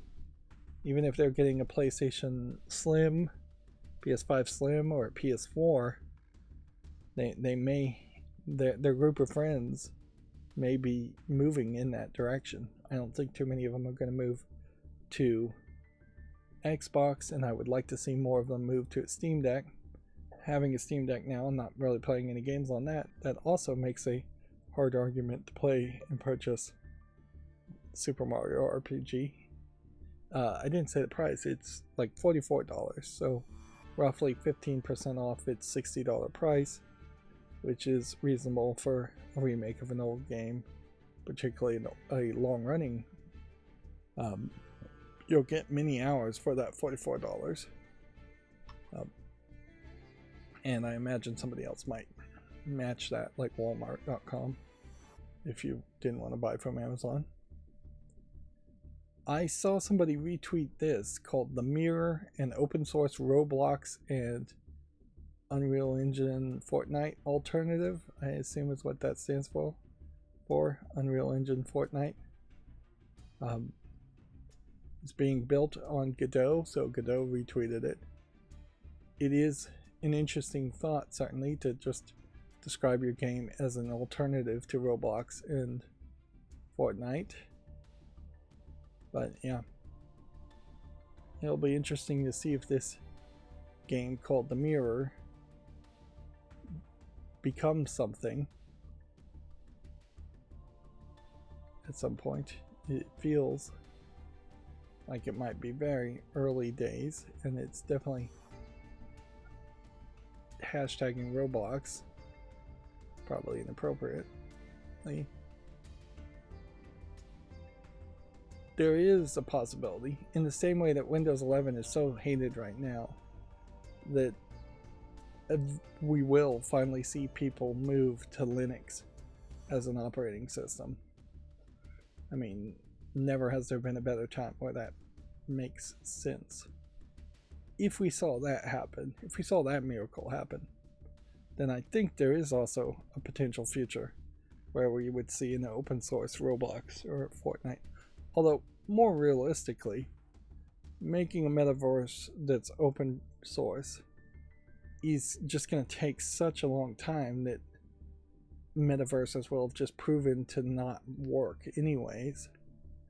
I don't really plan for Roblox to be super popular and just the next World of Warcraft, or Fortnite to be the next World of Warcraft, just a game that is constantly being played. I would hope that the generation of kids that played those games will grow out of it, and the next generation will just not be interested in it. But who knows? But there is at least a small hope for open source in those potentials games. The Witcher 3's official mod editor launches this month. It will be available free to everyone who owns the game on PC. I've heard the remaster automates a lot and just pushes Witcher 3 into being even a smoother action experience. Witcher 3, being a fantasy game, is a little bit more difficult to compare to something like Fallout New Vegas, a much older game, but it's still really the same concept. Both are role-playing games with action. Witcher 3's animations and hack and slash with swords is much more of a focus compared to going into bats in New Vegas and shooting somebody, or just shooting somebody with a gun. Those animations are pretty rough, pretty slow. I would say at least 70% of all the content in New Vegas is designed around the concept of slowing things down, whereas Witcher 3, I think a lot of that content is designed on speeding things up. Another thing that Witcher 3 does that's very noticeable as far as a much more modern game is that when you get into a conversation, it loads a completely different part of the game code and has the character standing in a shoulder over shoulder, shot for shot stance. So you can have a virtual camera looking over the shoulder of Geralt, seeing the person face you and look you in the eyes and talk to you. Whereas in Fallout games, New Vegas in particular. A couple times you'll talk to somebody who's sitting and they'll just kind of twist their neck and start talking to you, and you'll just look at the back of their head, or you'll start talking to you and they'll just stop wherever they are and face you somewhat, but it just doesn't feel anywhere as cinematic as how The Witcher 3 does it. There's a lot that I think even Fallout 4 could have stolen from The Witcher 3, and I'm not sure it really did. That being said, the one thing that Bethesda games have going for them is the ease of modding, which has allowed a lot of people to fix a lot of the problems of Bethesda games and add a heck of a lot of adult mods, sex mods into the game. In the case of Witcher 3, I don't know how much you can really improve with the Witcher modding tools, and it'll be interesting to see if there's going to be a very active community there. There are obvious, for New Vegas, mods that you should probably install on your first playthrough, like anti-crashing mod. The game crashes regularly, on the hour basically. Interior lighting mods for New Vegas, absolutely needed. The game is way too dark, even at the highest brightness settings. Over encumbrage mods to get rid of you being slowed down when you're holding too much garbage, and frankly just mods to get rid of vendor trash. Like, if half the things on shelves were just on shelves as set decorations, Fallout New Vegas would be a much better game. And so yeah, but yeah, when you think of The Witcher, you could add an occasional sex mod, but it won't be as good as the few sex scenes that are custom made in The Witcher 3 anyways, because those are animations, and these mod tools are probably not going to make it easy to mod. It'll be interesting to see if that starts happening, if you start seeing porns made from the models of The Witcher 3, but I haven't really seen any of that recently. When Witcher 3 first came out, it was somewhat popular, but there's far more Overwatch porn mods still, and yeah, it's been years since I've seen a Yennefer or what is this character's name? Like, it's been years since I've seen either one of those characters, or the other female character. There's 3 major females in Witcher 3. Yeah, there was maybe one Geralt of Rivia porn animation I saw when it first came out. So yeah, I just don't think you're going to get those adult mods, so you lose the vast majority of your community from that. Meanwhile, you also have a problem in The Witcher 3 in that they are now working on the reboot or a rethinking of The Witcher, continuation of The Witcher, and so I don't think there's really anything that would happen in the mods that might lead to the development of the reboot. The reboot could be completely different on a completely different engine, which that is another issue. I think the question is, what engine is The Witcher 3 on? It's probably on a proprietary engine, Red Engine. Yeah. Which, yeah. Fallout New Vegas is on the Gamebryo engine. Every other Bethesda game is made on the Creative Engine, which is derived from the Gamebryo engine.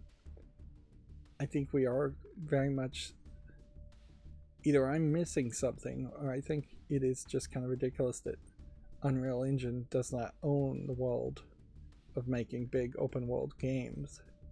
It feels to me like Unreal Engine, particularly 5.4 or the version 5s, are being built around making giant open world environments, and a less used engine like the Red Engine, I just don't think should be the engine you're using. As you build bigger worlds in video games, you probably need more programmers who are familiar with programming in those engines, which means Unreal Engine makes more sense. I doubt that the Godot engine is anywhere close to being good enough to make a big open world game, but who knows? Might be able to do it. But yeah, if I was going to make a new Fallout game, if I was going to make a new Witcher game, I would definitely want to move to the Unreal Engine, unless there's technical reasons that I'm just not aware of that makes that impossible. Moving on, if the page once loads, this is probably going to be some redundant headlines. Microsoft closing Arcane Austin, Tango Gameworks, and Alpha Dog Games.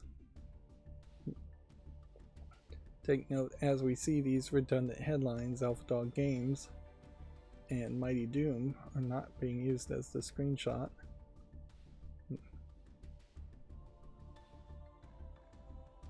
Let's see, here you have Xbox employees are paying the price for poor decisions made by the studio leaders. That's pretty much always the case, but there is definitely a question about what leaders you really should blame or who you should blame there. Is it the leaders of Arcane Austin, Tango Gameworks, and Alpha Dog Games that made the poor decisions? Or is it Phil Spencer? Or is it Larry Herb, who was mostly in charge of all these games? We can definitely say, though, that Larry Herb, aka Major Nelson, did not fall on his sword well enough to keep businesses to keep company offices from being shut down.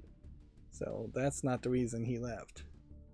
If he was kicked out for Redfall, maybe he deserved it, but yeah, who knows. He probably was kicked out for several reasons, mostly just not being on the ball and micromanaging enough. See, I think inherently this is another reason why those studios might be getting shut down, is that for the first time this might be Phil Spencer actually paying attention and micromanaging the studios and seeing the way they do business and the way they run those offices and not liking it.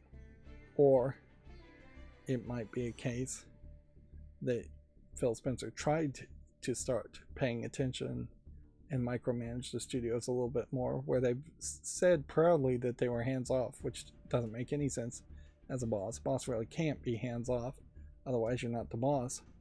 But yeah, maybe he just got pushback from Tango Gameworks, which would make sense when he tried to ask questions and investigate what's going on and how the management style was. Or maybe he got pushback from Arcane Austin, which also would make sense when they tried to investigate it.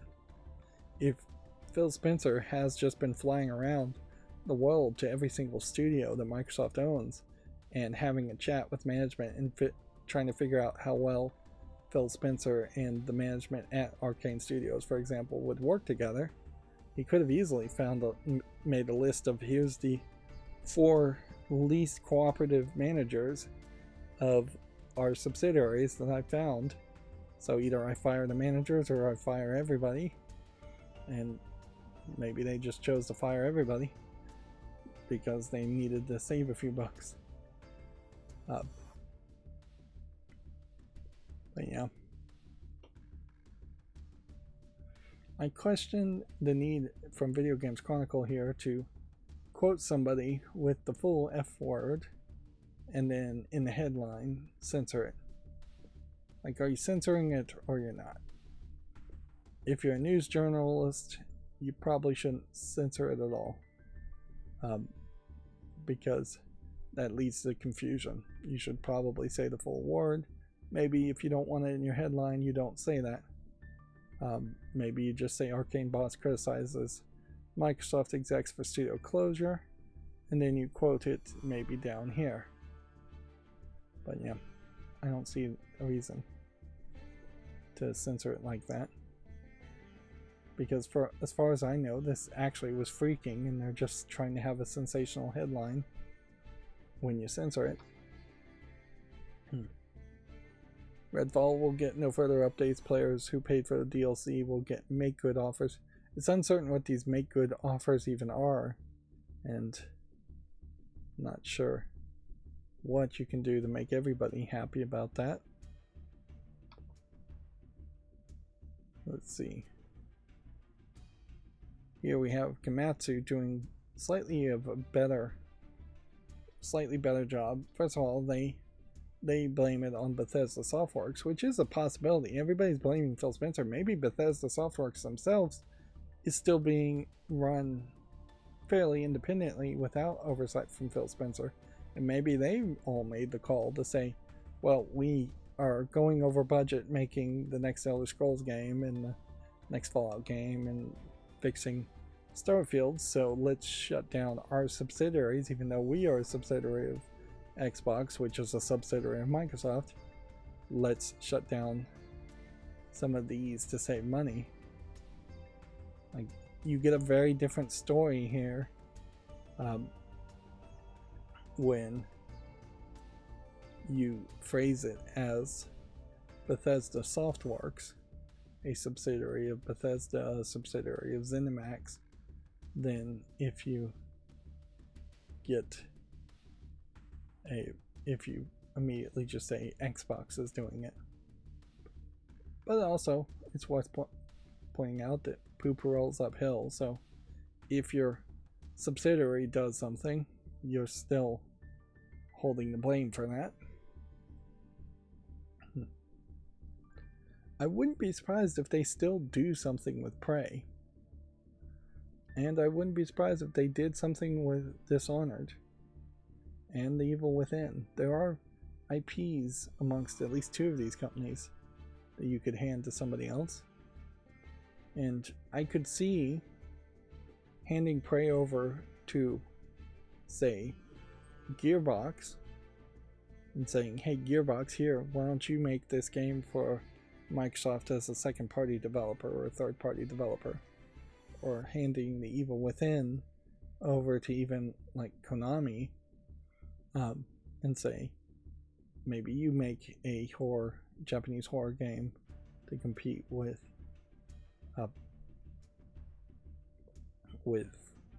Capcom and Resident Evil. Or even give The Evil Within to Capcom and say, see what you can do with it instead of remaking Resident Evil 5 or Resident Evil 6, which we kind of know they don't want to do that anyways. It'd be a great way to distract yourself to say, hey, we're just going to remaster The Evil Within, and release that instead with our new Resident Evil engine. Let's see. Tango Gameworks and all had these black boxes announcements. They are saying the games will be available and playable everywhere they are today.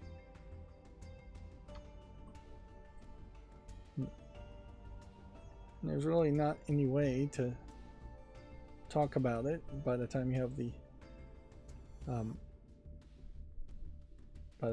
third news source saying the same thing. This game, Gothic Classic Cronus Saga, has been announced for Switch, which I never played the Gothic games, but I do think they have some relevancy. I assume Cronus is maybe some spin-off game, but maybe not. Maybe that is just the first few Gothic things. This definitely seems to me like this is a World of Warcraft style game. Back in the day when those games were super popular. In a lot of ways, this looks very much like a predecessor to what Skyrim would have been.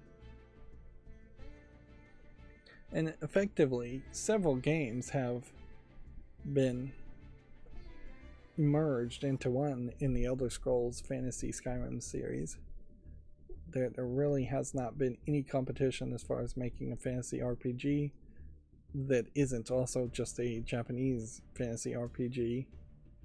But yeah, that Lord of the Rings Tolkien-esque fantasy RPG has all fallen into Elder Scrolls Skyrim. And that seems to have completely saturated the market just with the Skyrim remakes. Now, that is, of course, ignoring the 2 Lord of the Rings games that were actually good. Which, Shadows of Mordor. Yeah. This is what I'm talking about. It definitely feels like you could make a new Gothic game if you had the budget, but this is also a THQ Nordic deal, so they probably are rushing out these remasters to make some money. And I have no idea as far as just like what the storyline or if there was an interesting twist. The Fable games also are trying to be a kind of fantasy game with more of a British comedy element to it. But the Fable games also owned by Microsoft, not getting released anytime soon. It certainly does kind of feel like we would feel a lot better about Microsoft if they could just announce the release of some of the games that they have in development. If 2024 was the year they shut down a bunch of companies and they released Fable and they released Perfect Dark, that would be better than just saying 2024 was the year they shut down a bunch of companies.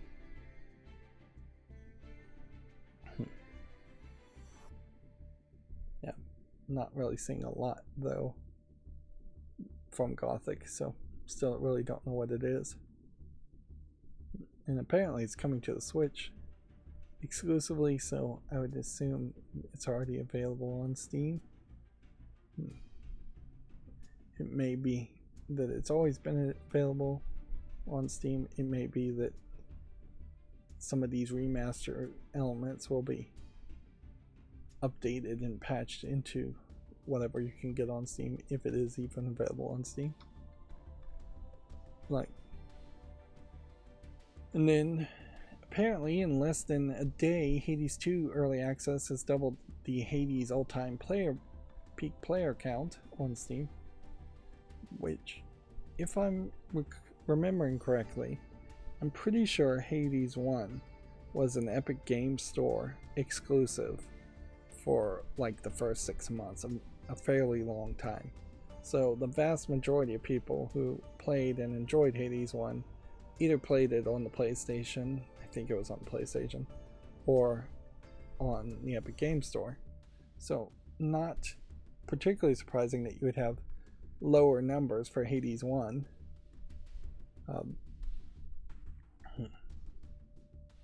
So yeah. The first Hades was originally an Epic Games Store exclusive, where it received early access title in 2018 and didn't come to Steam until 2019. So there was a whole year in which people were playing it on the Epic Games Store in early access.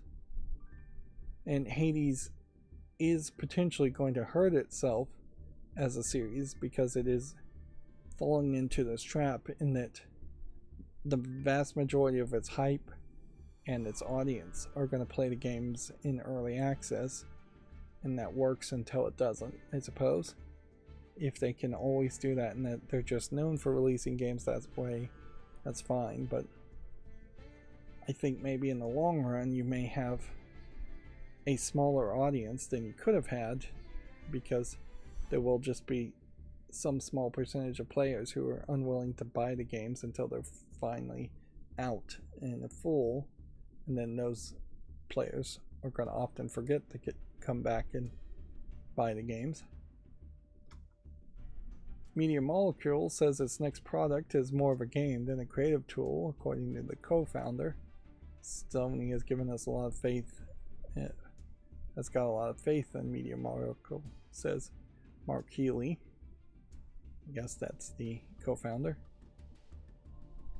Sony really doesn't have too many game developers making exclusives for Sony, so I think they will stick with Media Molecule to some extent until they find somebody better to replace them. and it almost certainly is the right move for Media Molecule to actually make a game instead of trying to make creative tools that then end up getting a lot of like Mario Brothers mods that get DMCA'd and taken down, or creative tools that get abandoned. And just in general, creative tools don't make as much sense as games. There's way more gamers than there are creative people, particularly on a game console like the PlayStation.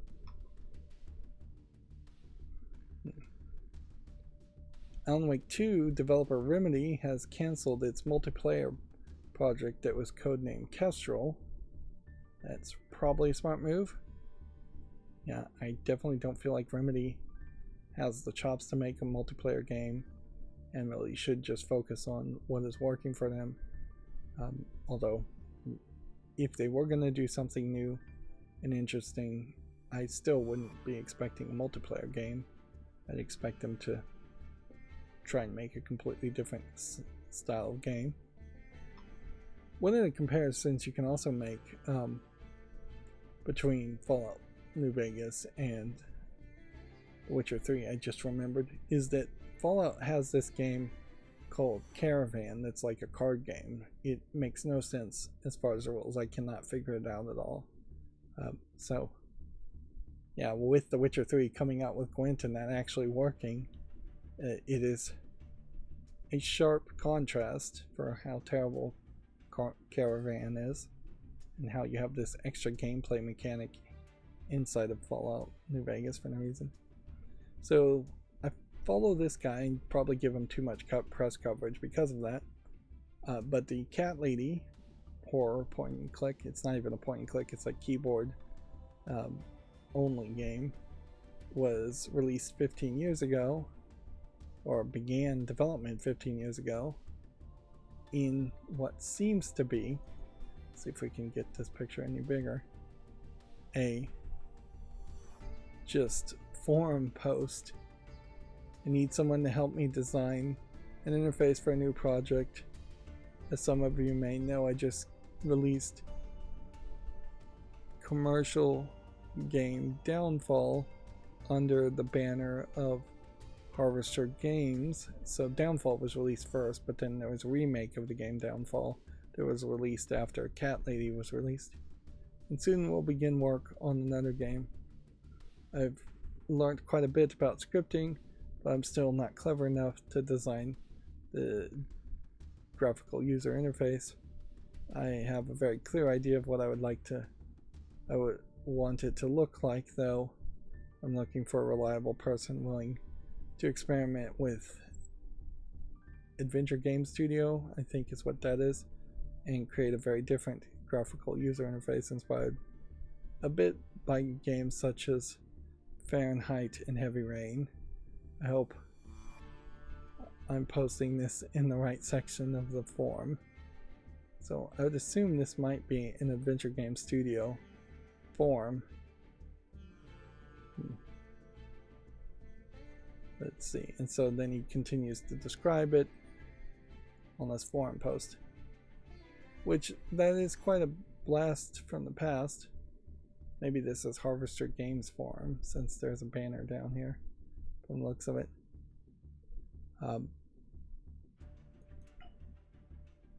But yeah, who would even remember to like have a copy of that unless it's still up there 15 years later, which it might be. But yeah, quite a blast from past, and a kind of odd way to make a game. Yeah, I would say this guy's success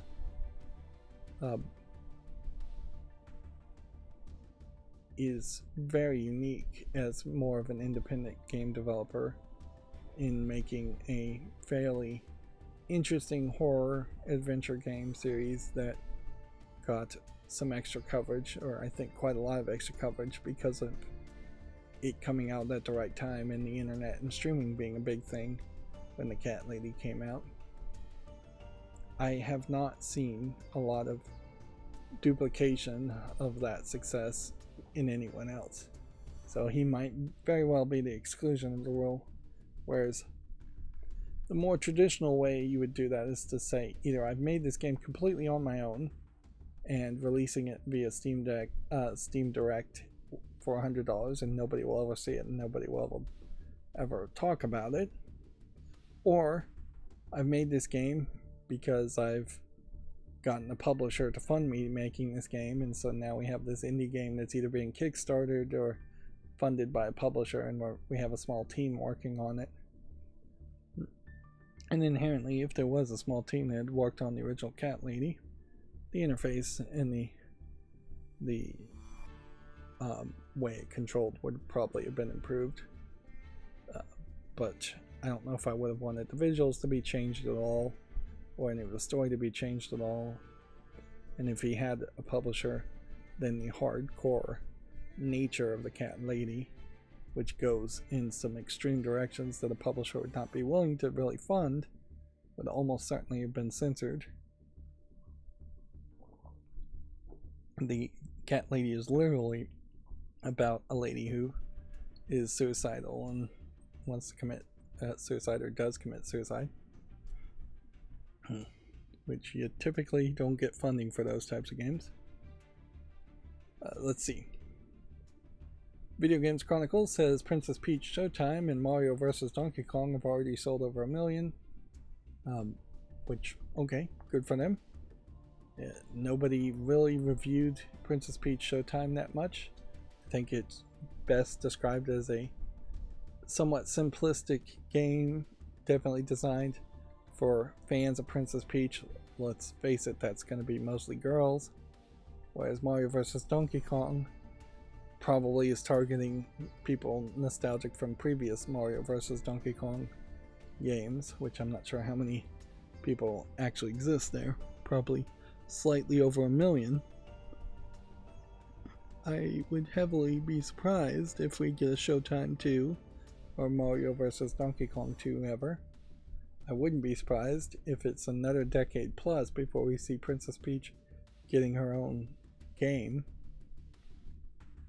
It doesn't feel like the movie is going to push her in that direction, although just general storyline, like Mario Odyssey in particular, with Princess Peach effectively just kind of rejecting Mario and Bowser, does put her in a weird position where it would feel very weird in the next mainstream Mario game for her to be kidnapped once again by Bowser.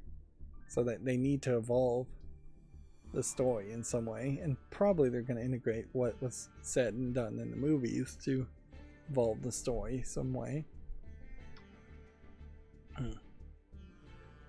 The Japanese Nintendo Museum, official Nintendo Museum, has seemingly been delayed, according to Video Games Chronicle, and is now planning to open in autumn.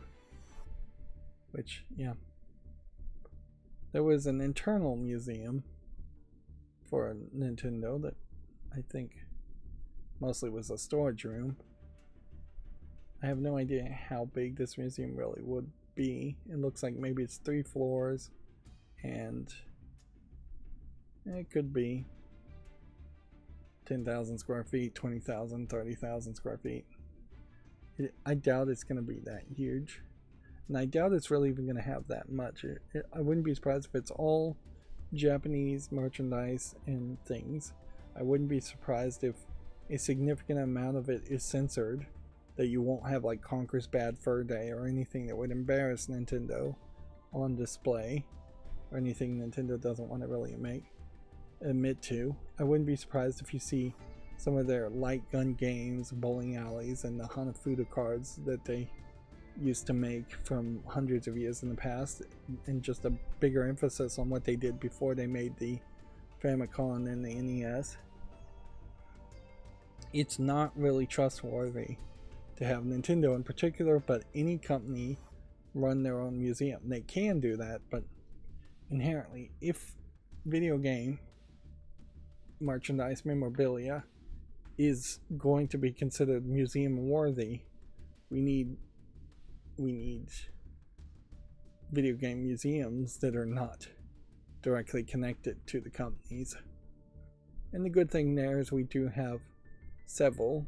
in the works now, in the sense that they exist and are growing every day. There's the National Video Game Museum in Frisco, Texas. There is also, I believe, a National Video Game Museum in Britain, or the World Video Game Museum or something like that. And there is the Video Game Preservation Society in California, which isn't so much a museum at the moment, but has a large collection that certainly could become a museum very quickly. There is also a lot of private collectors, myself kind of included in that, who own a bunch of Nintendo and video game stuff. And I imagine we'll see some consolidation eventually as far as the private collections shifting hands into being more public museums. It did occur to me, and this isn't so much for preservation. Libraries should preserve things, but it definitely occurs to me that it would make a lot of sense that every single public library would consider having an arcade right next door or as part of their library. The fact of the matter is, unless you're an extremely young kid, you're not really wanting to go to a playground and play, or a basketball court and play. There's always been a heavy police patrolling of parks and playgrounds, and maybe that's because there actually is a heavy amount of just gang violence and drugs at the parks and playgrounds. Maybe it's just because they claim that's the case. Depends on which park and playground you're talking about, I imagine. But yeah, kids don't want to go outside. So if you're going to make a modern playground to keep kids entertained and busy, something they could go and do for free, yes, you would want them to go to a library and read books. No, they're not really going to do that. So why not have an arcade? Why not have games on free play? Or even just like a little party thing. Get kids to go to the library every now and then. They might take a book home after playing the arcade for a couple hours. We've seen libraries certainly expand in other directions, in that they rent out like cooking pots and pans and power tools. A lot of them do. There have been PC educational games in libraries for a long time, and computers in libraries for a long time, but generally not for gaming. So yeah, it would make a lot of sense just for society for there to be fun centers effectively attached to libraries, and most librarians these days would be ecstatic on the idea. Of course, video game companies would hate it, and if you're just running a bunch of ROMs on Raspberry Pis in the libraries, they would really hate that. But frankly, that's what libraries should do at this point. It should be the standard decision, is that we're going to have Raspberry Pis with a whole bunch of ROMs in our libraries, because the ESA has told its members, or its members of the ESA have told the ESA to fight any true preservation of video games and digital video games in any way. Speaking of preservation of digital video games, the movement to get different countries around the world to respond and debate new laws to prevent people from shutting down games that require an online server did trigger a response from the UK, which their response is pretty much what you can expect they would be allowed to respond to, is to say currently, and currently I imagine is the word to underline there are no laws really preventing companies, video game companies in the UK, from shutting down servers for games that require online connectivity. But there are some laws as far as how they have to be truthful in their contracts and that license you sign and agree to, and that they have to write the contracts in such a way that they're not full of verbal trickery, which inherently that's about as much as I imagine the UK government can say. That being said, if there's enough signatures to the petitions in the UK, it then would have to actually be debated in the UK Parliament, which probably means nothing at all, and could be very dangerous because you may have a bunch of moneyed interest and old people who know nothing about video games debating passing a potential law in the UK that they have no idea what's even going on. Let's see. So the Helldivers 2 Steam reviews, and I noticed this was happening, have seen a huge positive turn as players are agreeing to reverse their ratings. Very often you'll see reviews on games where they say, I'm giving this a negative now, but if they change this or fix this, I'll change my review to positive. Never has there been enough attention on that many reviews to see if that actually ever happens, or if people just leave a negative review, get frustrated, leave the game, and it's just always going to be a negative review. In this rare exception to that, there was just a very active fan base of Helldivers 2, and so now players are apparently encouraging each other, or just working together to change their negative reviews back to positive ones. So here we can see for 4 days tons of negative reviews, a massive amount of the negative reviews being changed to positive reviews once they got rid of the PlayStation Network requirement, announced that they were going to do that, and then a small peak of positive reviews.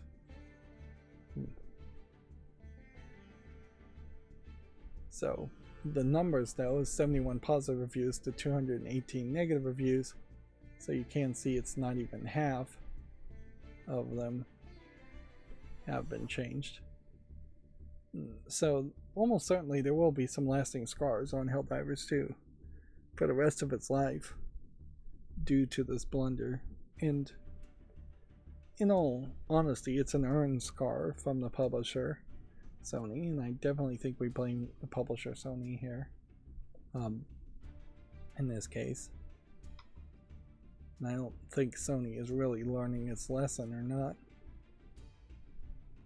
Here, the Nintendo Direct has been confirmed for June. It will be focusing on Switch titles for the late 2024, which they'd already pretty much said that they were focusing on Switch titles at least through the Christmas season of 2024. And then I think very quickly you'll see in January and February they will make the first mentions and announcements of the Switch 2, but I'm not sure that they really are going to be targeting a spring or a summer launch date for the Switch 2. Summer maybe would make some sense, but that would be about it. They may very well just try to have an entire year hype cycle for the Switch 2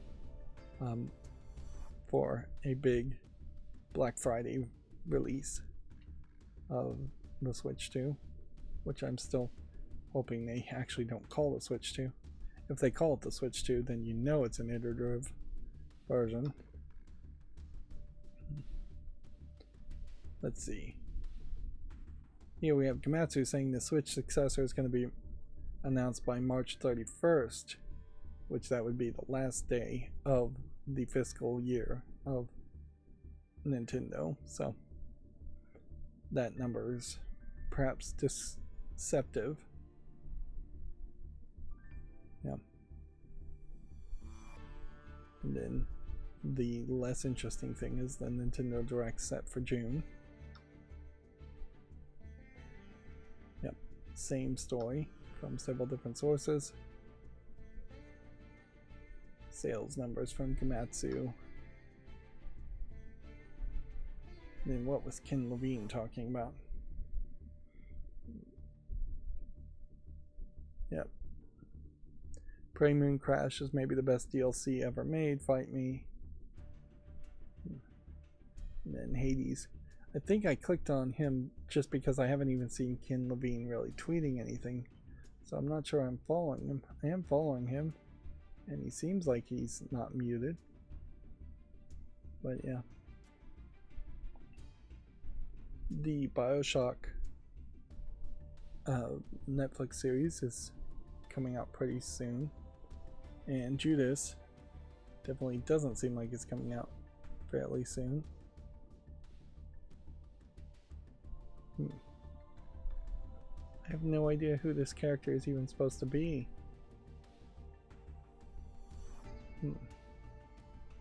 Like, I'd assume this is the guy from BioShock. This is obviously the girl from BioShock. I have no idea who this is supposed to be. Unless she's from Judas, which maybe she is. So, yeah. I guess I clicked on him just to see what he's been talking about, which he really hasn't been talking about much since December 8th, 2022, which is his pinned article. Prey Moon Crash being the best DLC ever made. I mean, Prey Moon Crash is basically not DLC. It's effectively just a separate game. I wish the main game played a lot more like Moon Crash did. But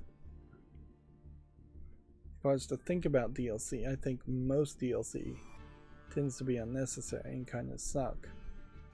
So, yeah.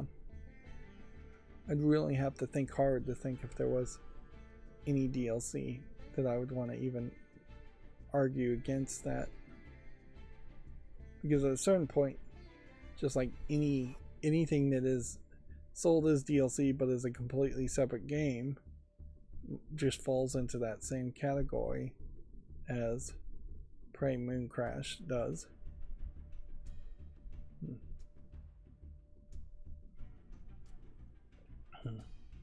You could potentially make an argument around something like Mario the Lost Levels as far as things that could be considered DLC or remasters and re-releases of, say, the Nintendo games could be considered DLC. So I'm half wondering, as I'm going through all the games that came out on Steam here, if I didn't accidentally change wrong macro, because twice now my macro has failed to open up the right number of tabs. I've just had to go through it manually and open all the tabs, which inherently has put me further behind than I would have liked as far as games that come out.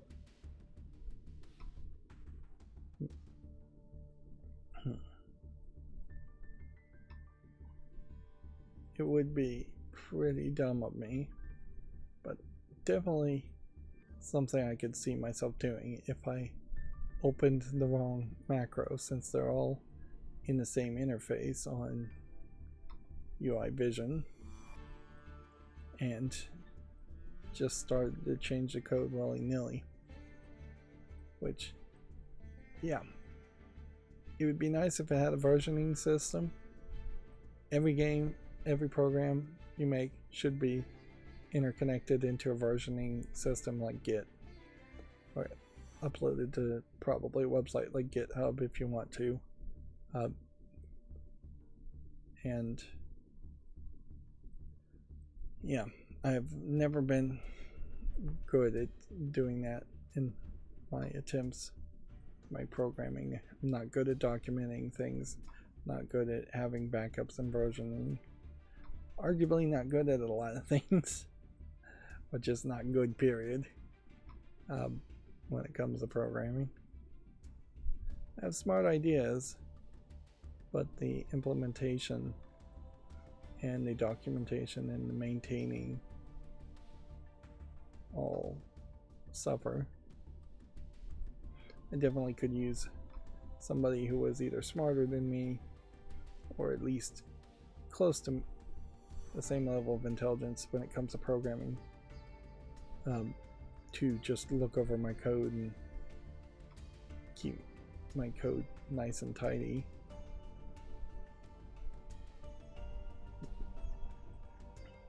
And that's something where AI, if it worked, which I don't think it does, might be interesting. I'm not sure if this Zargon game really is a game from the past. It says it's a remake of a classic 1993 DOS video game. I feel like I may have seen this. Back in the 90s, you'd get a lot of demo discs, and so there would just be a lot of chances that you would see a demo version of games, or you just have a floppy disk that somebody copied for you. I imagine there's even a few rich people out there who are actually buying a bunch of games for their already super expensive PCs.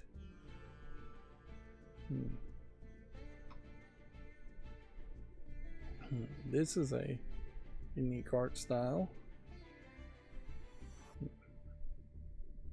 Cannibal Tales, Episode 1.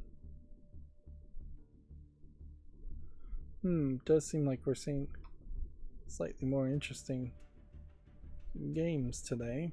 Maybe not that many. And we have a Japanese only game that doesn't look that interesting. I still haven't tweaked the code to see if I can get rid of that delay before it starts cycling faster. So I still have this impulse to come over and just click.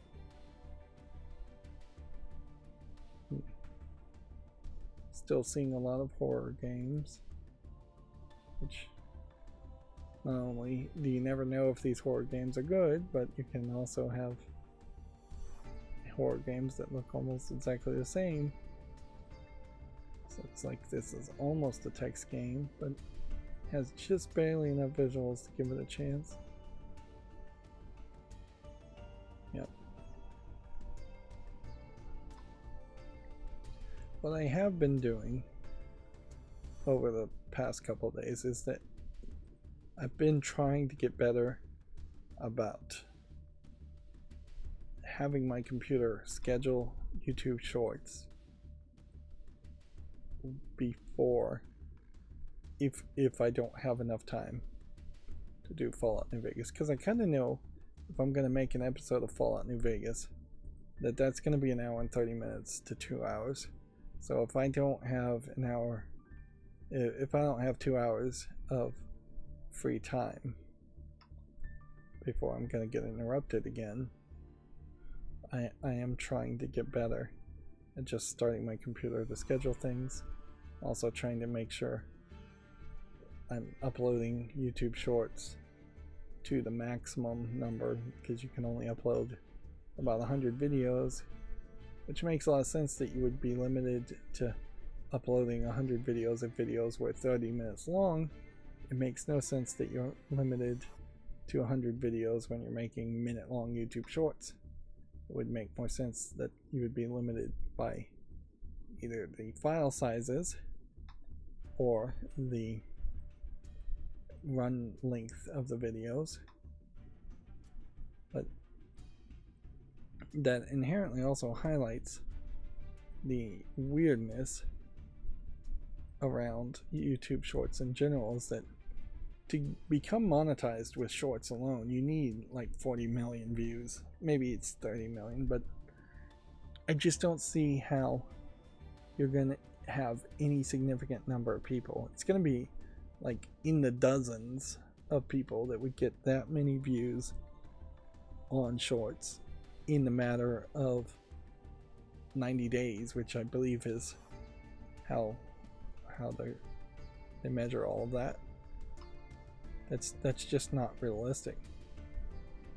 Your YouTube Shorts would have to be incredibly powerful. Oh, and speaking of YouTube Shorts, it's also worth mentioning that ByteDance, the makers of TikTok, have said they plan on suing the United States government, probably under free speech constitutional grounds, to block the TikTok ban or requirement that TikTok sells. It'll be interesting to see how the courts would side on that, but I do think that they probably have phrased the law in such a way that it's at least going to complicate the issue.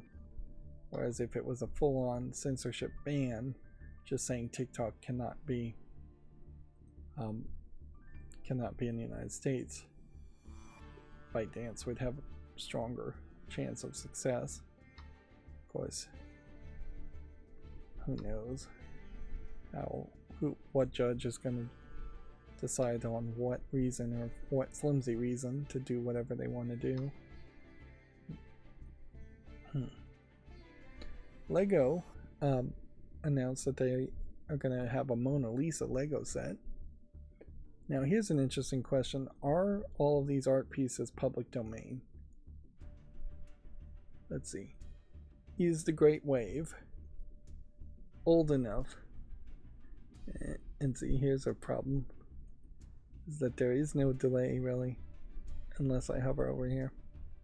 Is the Great Wave old enough to be public domain? Probably. Is, though, Starry Night old enough to be public domain? Probably. So I imagine most of this is public domain. A lot of these art pieces have high quality scans or photos of their art, and they still are tightly controlled, so you still end up licensing them.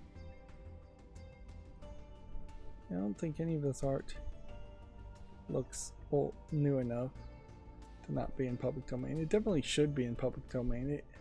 It highlights what public domain should be, is that this kind of art barely benefited the painters and artists when they first came out. Maybe some of these artists got lucky, and I'm not sure that this one isn't topless, but whatever. They barely made a starving artist wage on painting these, and then it going into public domain would have benefited society greatly compared to these art pieces being locked into a museum, charging for people to view it, or locked in a personal collection where no other society member could see it at all. So if you were going to make a relatively low effort jigsaw puzzle game, this isn't a terrible one. Is it worth $2.79? No, because inherently, if you are going to buy a jigsaw puzzle game, you should be able to just upload your own picture and make it into a jigsaw puzzle, and then use that app over and over again for the rest of your life. And I do believe there are programs like that. And it's unlike Sudoku, they're not going to really be able to invent new styles of jigsaw puzzles. You can change the piece styles and shapes a little bit, but a jigsaw puzzle is a jigsaw puzzle, and there's very little twists you can do from that.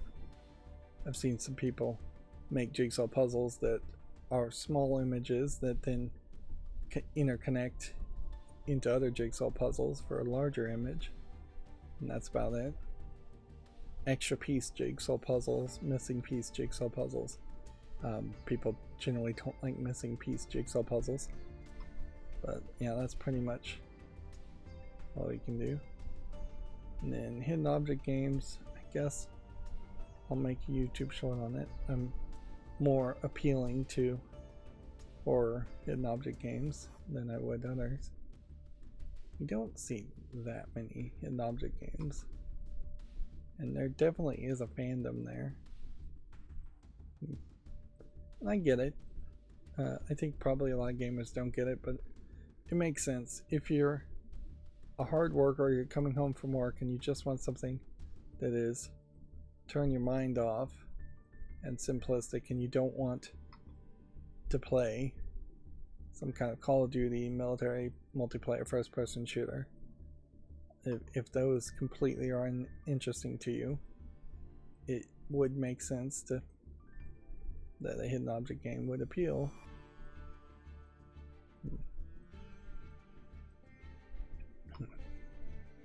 And in fairness, it's not like there's been a great large number of advocates for better puzzle games like The Witness, and even The Witness, in comparison, has that issue in that it's giving you too many puzzle games. I'm gonna say no to this one. This looks too much like a joke game. Yeah. Guess this game has come out. Yeah, B Rising, I guess, has also come out. I'm so far behind right now, though. I don't think making more YouTube shorts makes a lot of sense. I noticed that one of my YouTube shorts that just now I'm getting scheduled is for a game that came out weeks ago, if not a month ago. Like, I've been bad about scheduling things. But yeah, Islands of Insight for The Witness have too many puzzles, which is nice, but also highlights where you could feel overwhelmed, where playing a hidden object game, you know you're gonna only play it for a couple hours, and if you only have enough time to play one game per month. But even at that, I will say I've seen considerably fewer hidden object games releasing lately, so we may have just hit a catch-up point, or the audience may have dried up.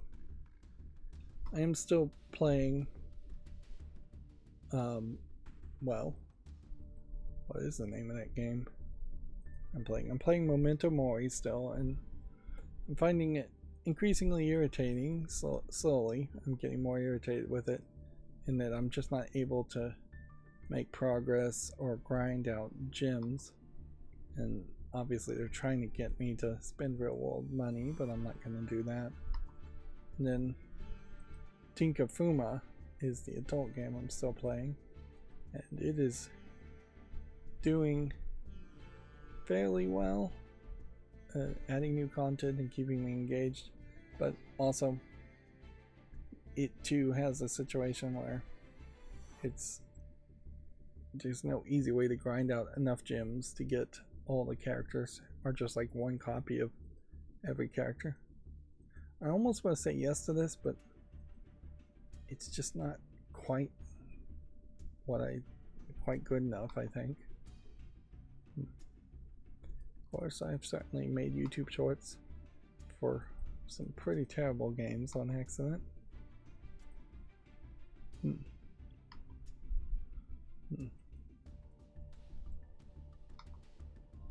I am noticing so far today we also haven't seen any like adult visual novel games that have snuck into the main listings of games, or anything that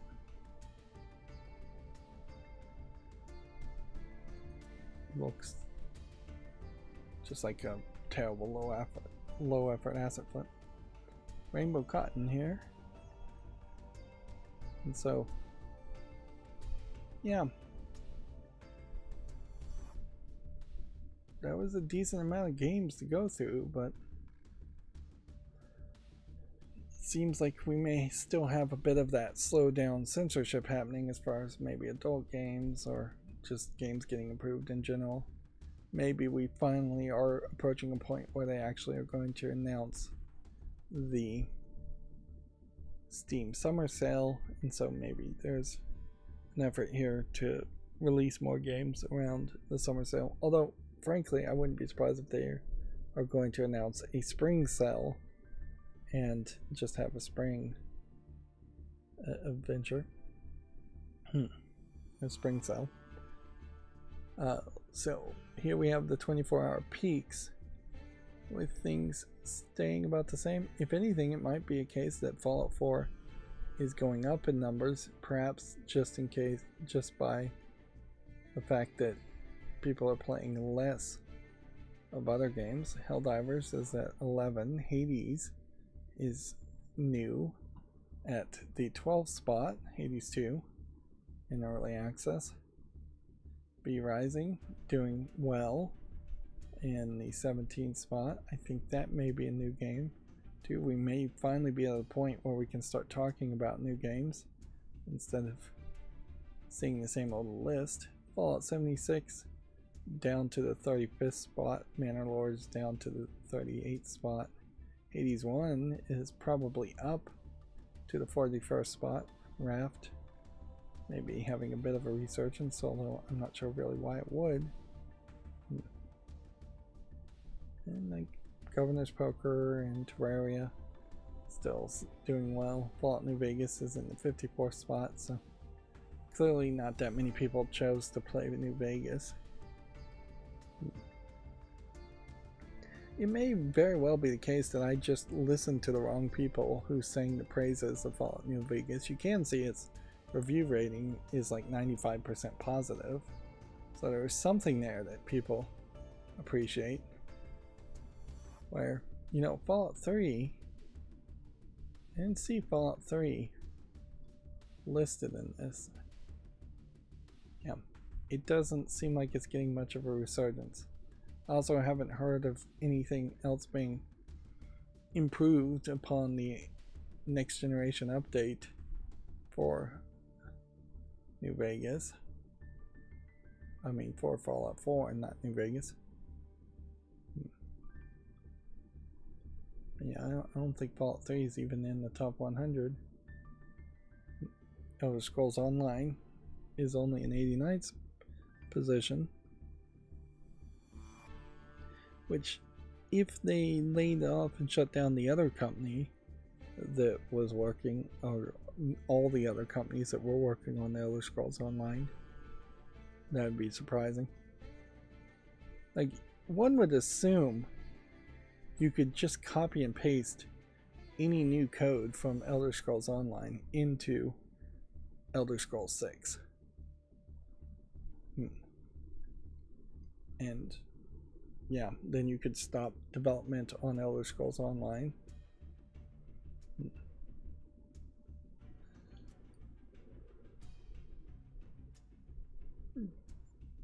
But yeah, I imagine if I had played Fallout 4 and New Vegas, I might have considered going back to playing Fallout 3 a second time.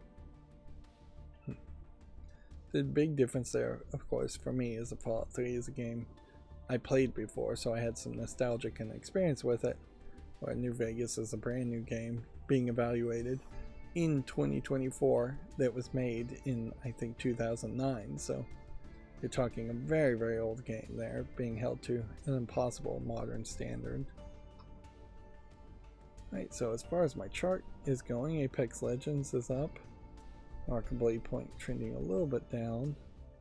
Stardew Valley, Fallout 4 is up still. And just a lot of squash things. So many things. I think at a certain point I should just stop showing my chart until I can clean it up at least a little bit as far as its appearance. Just so many things to work on. V Rising is in version 1.0, so it has been out before. It's just now finally released. Here we can see Helldivers 2 and Fallout 76 at the top, along with A sale for Hades 1, which perhaps they are advertising that to me in particular because they know I don't own Hades 1, so why sell me? Why try to sell me on the early access of Hades 2? The Sekai Project Publisher sale is still going on, and frankly it looks like pretty much all the games, the same games, are on sale. Life is Strange Remastered Collection, which the visual style of Life is Strange 1 is kind of unique anyways, so I wouldn't think a remaster would do much. Anyways. And then they're still promoting Steam Deck, like obviously they would, making this new real world, real people ad, animated GIF here. Probably cost them a pretty penny, and they're gonna use it. Attorney of the Arcane. Interesting. Let me check that one out. Chrono Arc.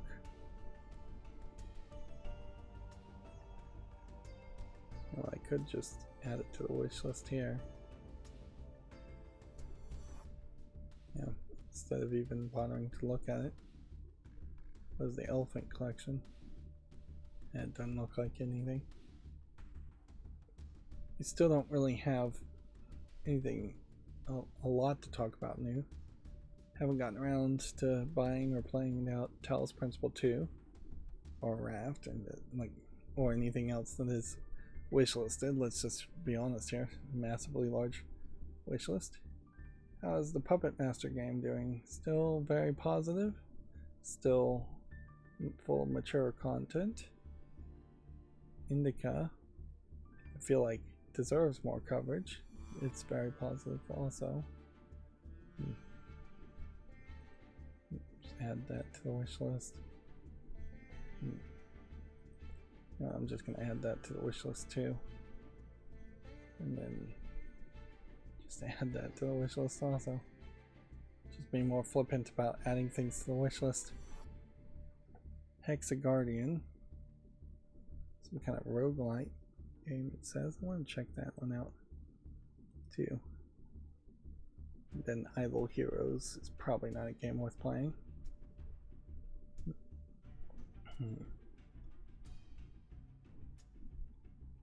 Yeah. It does seem like they're taking at least a week off from sales, which does feel to me like there's a chance here that a spring sale is about to happen.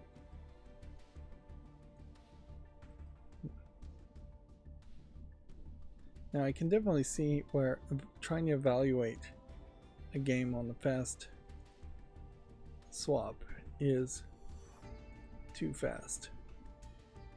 So when I am going to evaluate games, I'll hover the mouse over them. This is a tower defense roguelike game, and unfortunately I think it still is too much tower defense, so I'm going to take it off the follow list. And then this looks like it's a visual novel game I probably would never actually purchase and play, but it looks overwhelmingly positive, so I need to put it on the wish list, assuming the wish list doesn't glitch out. And yeah, my follow list cleanup is still also breaking, so that's not allowing me to actually clean up the follow list, and I'm not spending any extra time trying to clean up the follow list. I say this every stream. Yep. A lot of streamers will develop verbal tics and say the same thing over and over again. Unfortunately for me, I have worked fairly hard to remove what I find are some of the annoying ones, like uhs and ums, as much as possible. I'm still probably doing it a lot, not recognizing that I'm doing it, but I'm replacing it with a lot of just self-reminders of how I'm not getting around to accomplish these small things in the streams. I am at least making video game content though, and that is higher priority. Nobody's gonna give a darn about my macros being in perfect shape if nobody's watching my channel for the content I'm actually making. Let's go ahead and do the headlines from Video Games Chronicle now. Xbox's Perfect Dark reboot is in a very rough state, it's been claimed. The project was announced with a CG trailer in 2020, so at that rate I would assume it has probably been rebooted at least once. Unfortunately, this is also coming from Jeff Grubb, and so I don't know how much I will really want to trust Jeff Grubb. Rough state could also mean a lot of different things to a lot of different people, because visually most games are in a very rough state until the final art is locked down and confirmed. So if you've got the code working and the gameplay mechanics working, it could be a matter of days that you would just load in the final renders of 3D models and make a game drastically look different.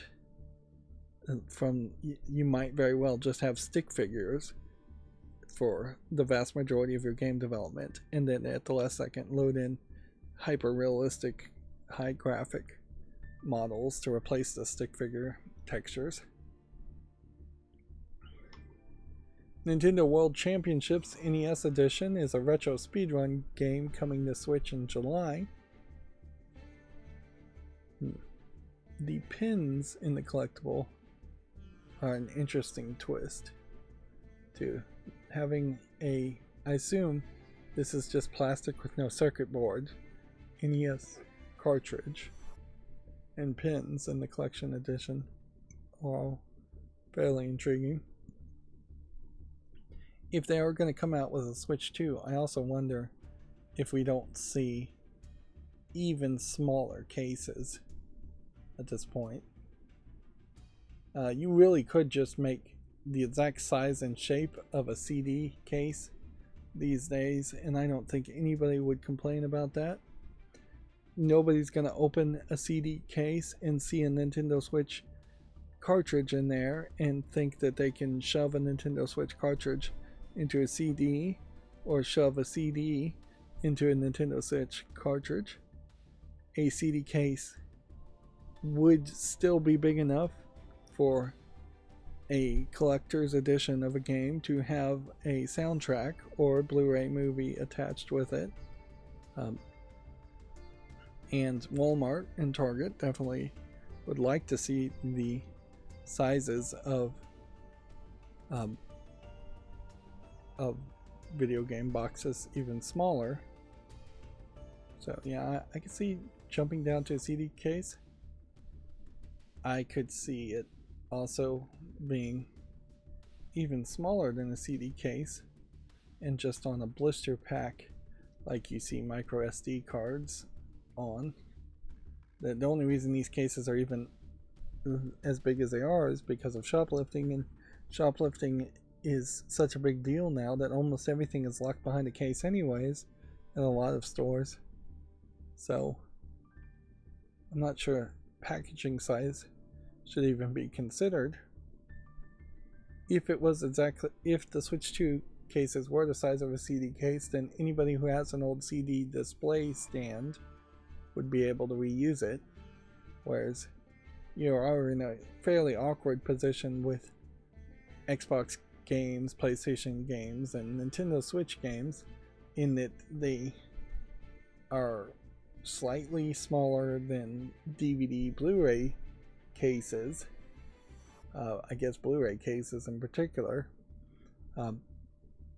which just means if you have a more traditional bookshelf, you're going to have even more empty space, which, looking at my bookshelves, a Blu-ray almost could stack on top of another Blu-ray to the point where I could have 2 rows of Blu-rays on one wooden shelf, but not quite. Although I do have adjustable shelves, so I could probably figure out a way to make that work for 4 out of the 5 shelves. But yeah, my shelves already have a weirdness in them that they are more designed to hold fairly large books, and DVDs have a bunch of empty space on top of them, and I've never put a lot of thought into how to better decorate or light that. Now, if you could put puck lights into your bookshelf, that would be ideally what you would want up there, is just better lighting. But even that, puck lights wouldn't take up that much space. It would have to be fairly large tube lights or neon lights to take up as much space as I have extra above my DVDs. Yeah, almost certainly, if the holes were drilled, I could probably turn a 5 shelf into a 6 shelf with all the extra space. Yeah, I definitely think.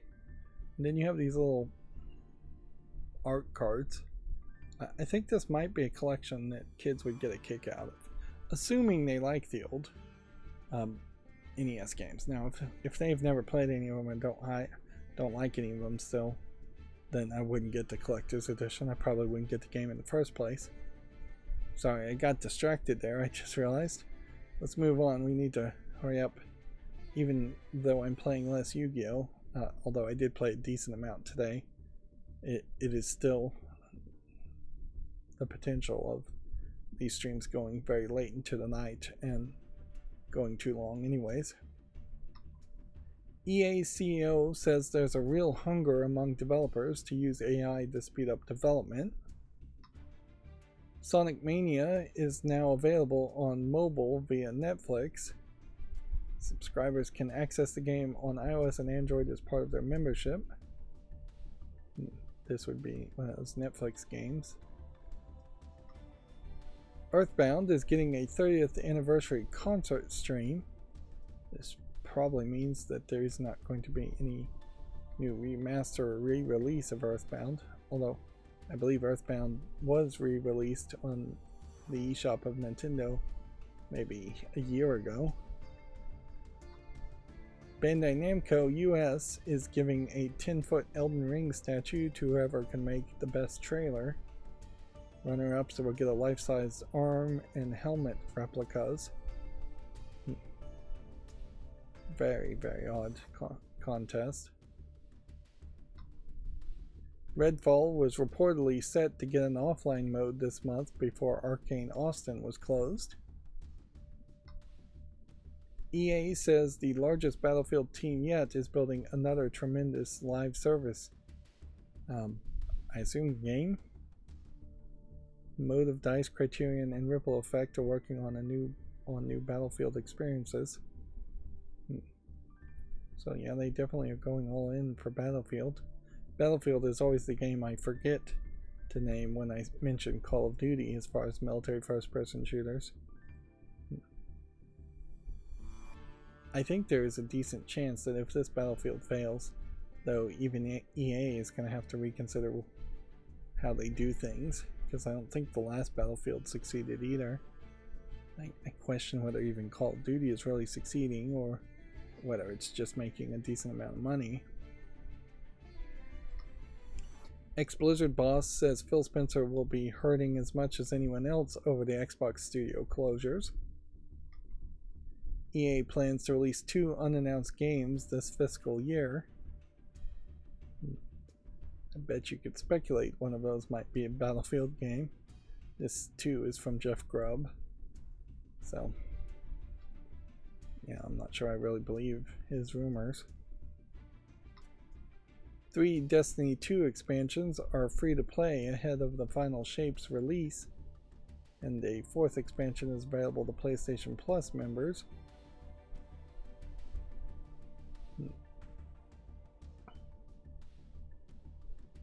So the question I can't answer here really is the final shape the last part of Destiny 2? I think it is. Is it capable of doing anything to satisfy the fans of Destiny 2 and make Destiny 2 a game worth playing in retrospect? Or can you even play it in retrospect? Or is it a case that the final piece is going to come out, people are going to play it for 6 weeks to 6 months, and then the game servers are just going to be empty and unplayable because there won't be a way to go back and play the game from a fresh perspective, from a new character or a new account? That's certainly a problem with live service games that can happen. I know nothing about the story of Destiny 1 or Destiny 2. I know there was this big moon-shaped alien artifact thing, and I assume it has been changing shapes several times, but I don't know what it changing shapes really has done. And it seems like there's just been a bunch of random enemies that show up that you fight. And that's kind of all I know about the Destiny series. You'd think I would know more, but I don't. They've done a real poor job of advertising the game to people who haven't tried it and haven't played it. And I don't think their sales pitch ever really was focused on telling an interesting story, more than it was just trying to sell on decently well received gameplay, which I think it did catch an audience that way. Rocksmith Plus is coming to PlayStation and Steam. This would be a subscription-based music education service. I've never heard of it. What do you get with it? It helps users learn to play guitar and piano. It was launched in September of 2022 before coming to mobile platforms last summer.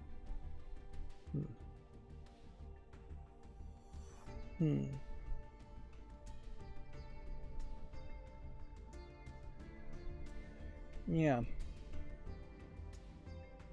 That's an odd thing for Ubisoft to be doing, and certainly not what you would expect Ubisoft to be spending their time on.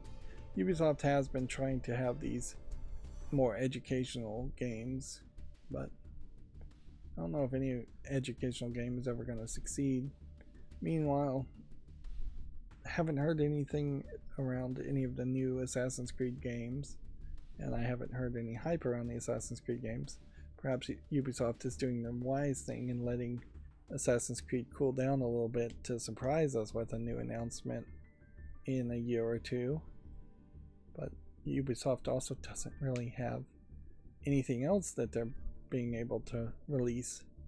They're supposed to be making Beyond Good and Evil 2. That is unbelievable that it actually would ever come out. And I don't think they really have anything else new except for Skull and Bones, I believe was the Ubisoft pirate game, which they finally released, and noticeably nobody is talking about Skull and Bones. So I think that was almost certainly a huge loss financially for them and a huge waste of their time. Moving on. May's PlayStation Plus Essential games have been released. That is EA Sports FC 24, Ghost Runner 2, Tunic, and Destiny 2 Lightfall.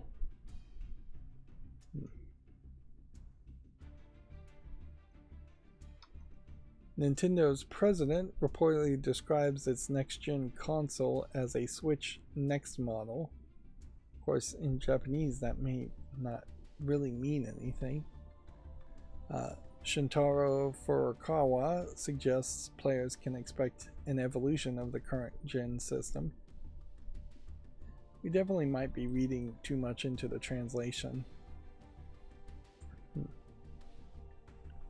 But yeah. Let's see, Switch Next model is the appropriate way to describe it. Well, he was being looking at this translation here, this was almost certainly being said in Japanese. A results call, when asked if the next-gen console was brand new or ... Furukawa answered, Switch next-gen model is the appropriate way to describe it. So I don't think there's a lot of ambiguity there. It definitely seems like it is going to be a next-generation model of the Switch. So physically on the outside, it's going to be very similar. It might very well be heavily sold on just having bigger buttons and trying to attract more adult hands on the Switch than anything else.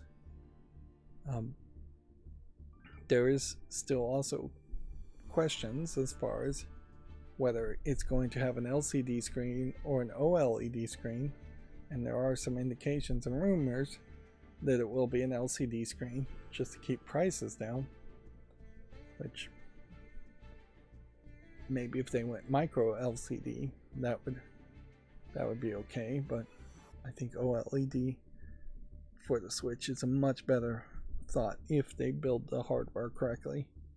OLEDs use less voltage to do the backlight and the brightness and the colors of the pixels, so they're more power efficient on average, and they look way better, and their light bleed is way less, so a black pixel looks like a black pixel next to a bright white pixel much more than an LCD will look if you have a black pixel next to a white pixel.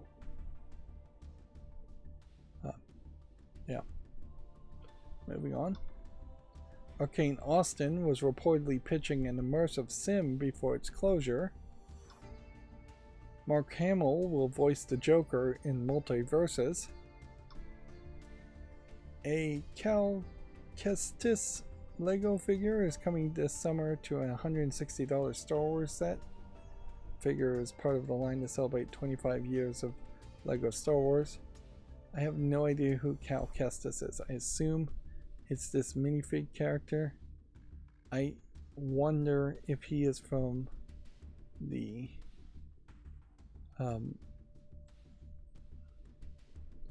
Star Wars Jedi Survivor. Okay. So it's this guy here. It's pretty easy to not see the parallel there when you're looking at minifigs. They just don't have that realistic visual style. So that's the video game angle on this. I think these are Imperial Destroyer sets, have been sold in several different sizes at several different prices. And as a ship, it's not really that intriguing for Lego. It's just a lot of gray bricks. The only Star Wars big Lego set I ever did was the Millennium Falcon, which I believe I did the first one or the second one that was released. And I'm not that big of a Star Wars fan, so I don't think I ever did anything else. I got a bunch of little small ones, real cheap, of X-Wings and TIE Fighters that barely had like 70 pieces. And those are nice little small shelf decorations. But that's about it. I really haven't done anything with my Lego sets in a long time now, and it's not really having a lot of free time to deal with it. I'm potentially need to just move all my Lego sets or box them all up, because they're not on a good space on display. I'd potentially like to move them into a different room, and it would just be a lot of work. Moving Lego sets is also a nightmare. You basically need to throw it in a garbage bag or put it in a box and then wrap the box in the garbage bag, or line the garbage bag inside a box and put it in the box lined with a garbage bag, just because there's such a chance that pieces are going to break off and you'll want to collect those pieces. After that, those airbag bubbles bubble wraps are your next thought, but even that's not going to help that much. It's just going to be incredibly easy to knock a Lego thing off of its perch. So yeah, inherently, if you are going to buy Lego sets, you need to put them on the shelf and never move them. But yeah, barely video game related here. Just a video game character kind of being shown in minifig form. And that's the way Lego resells these sets very often, is it is just the collectible minifigs that there are just minifig collectors out there. They will buy entire $160 sets, mostly for the minifigs, and then they'll put the set together usually, but I wouldn't be surprised if some straight up just sell the sets after the minifigs. And there are scammers out there that will take the minifigs and sell them individually and then resell the sets missing the minifigs. And so I wouldn't really recommend buying used Lego from eBay sellers or anything for that reason. Alright, that's going to bring us to the Gematsu articles, which these two are still broken in my macro because there should be a whole bunch of games that were open being mentioned in these articles, and it didn't happen. Well, one of the problems certainly is I run my macro and it takes so long that I walk away and usually eat something and prepare to stream, so I'm not watching the macros as they run their code to see what's going wrong. Multiversus adds the Joker.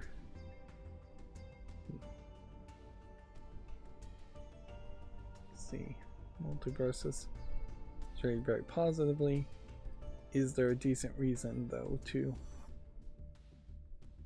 promote this game? It's not even back out available for sale, so all the positive reviews here were for that early access before it was taken off.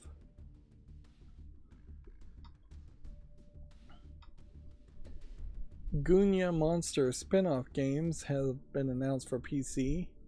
Toad Soul Hopper, Piro Ruchu's Money Rush, Snail's Knockout, and Octo's Balloon Challenge. Seems kind of crazy to announce 4 games that are spin-offs of a series I don't even recognize, Gunya Monster. Let's see. See if we can get a general idea of what this game even is.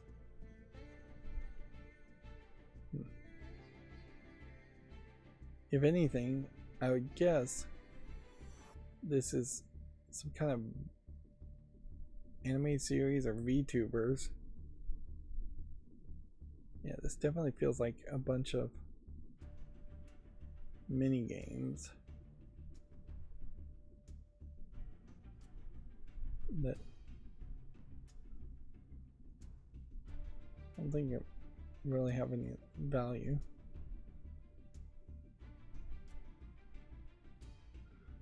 It's kind of crazy to even put out a press release for 4 mini games like this. But one thing you could turn this into positive is I've never heard of this Mutan company, so these might have been mobile games in the past, but they're now coming to PC, which shows that Japanese game developers might be focusing more on releasing games to Steam and PC, and that PC gaming might be gaining in popularity even more in Japan. And yeah, as popularity of PC gaming goes up in Japan, you're going to start to see some more of these lesser quality games also coming to PC, or lesser quality looking games. I don't know if they really are lesser quality or not. That's jumping to a judgment.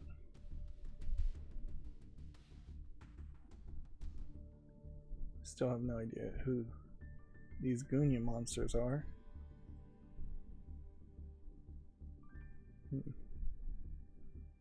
I guess these 4 characters. all 4 titles planning to release in early access, which is crazy for as simplistic as those games look. Questmaster launches in early access for PC on May 29th.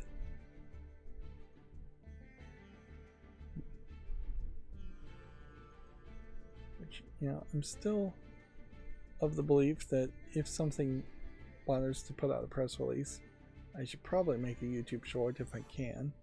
And this looks like this might be an attempt at doing something like a top-down Zelda game of some quality.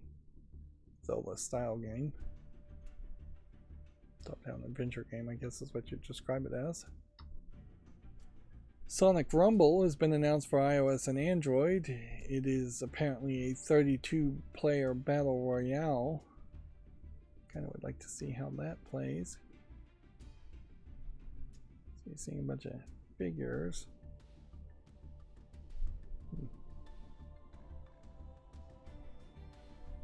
So if everybody is running in a racing game, then how does the battle royale go?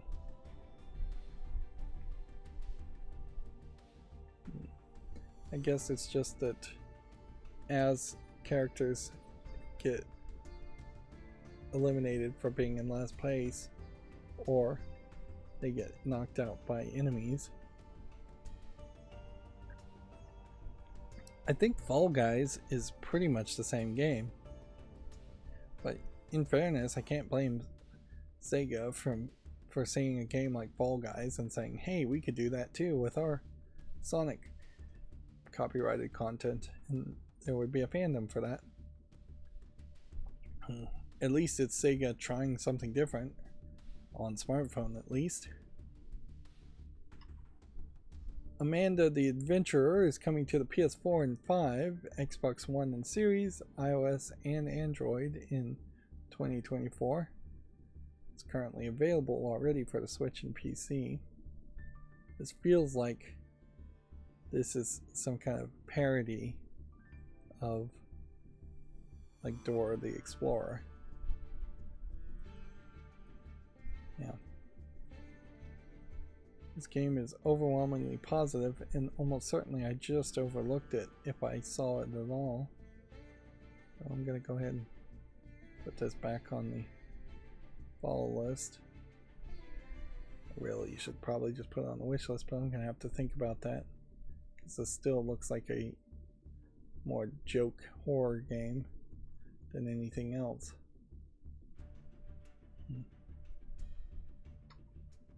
Slayers 10 Terminal Aftermath Vengeance of the Slayer is coming to the PS4 and 5 and Switch on May 14th. Now, when you say Slayers, to me, I'm thinking of the old anime series called Slayers, and frankly, there could have been a 10th movie or series around Slayers, the anime. It was a very popular series, but nope. This looks like this is probably Slayers X, maybe, more than Slayers 10. Overwhelmingly positive again, so there's something about this that I'm not seeing. Obviously, I'll make a YouTube short on it, I guess. Put it on the follow list. Hashtag Drive Rally launches in early access for PC this fall. Unless that's number sign Drive Rally. I assume that if you are putting a number sign and then a letter, it's a hashtag always. You should consider it that way. Whereas if you put a number sign and then it was a number, then you would assume it's a number. I think that's a pretty easy way to guess the right way to promote it. I am glad hashtags in the name of video games never became a thing, because that could have been really annoying if that was the case. Hashtag Halo 5 or something like that would be ridiculous. Or Halo 5, hashtag the final Halo.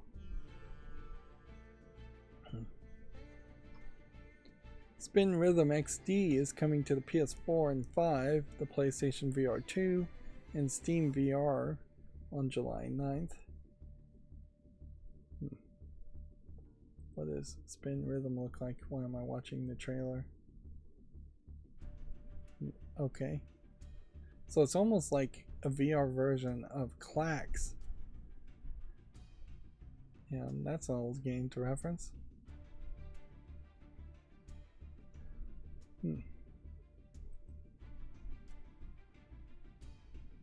Is this a game that requires VR? No, it doesn't. Interesting. This came out in 2023. It's definitely not a game for me, so I'm going to take it off the fault list, but I will make a new YouTube short on it since it's coming to new consoles. Turn-based combo RPG Designated Demigod has been announced for PC. So we definitely know that these tabs did not get opened up. There might be something here. It looks like they're at least trying to do something.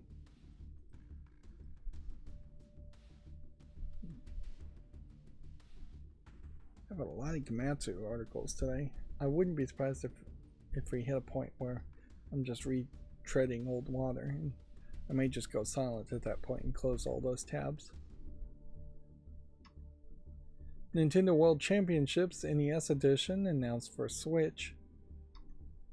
Sci-fi action-adventure platformer Akimbot has been announced for the PS5, Xbox Series, and PC.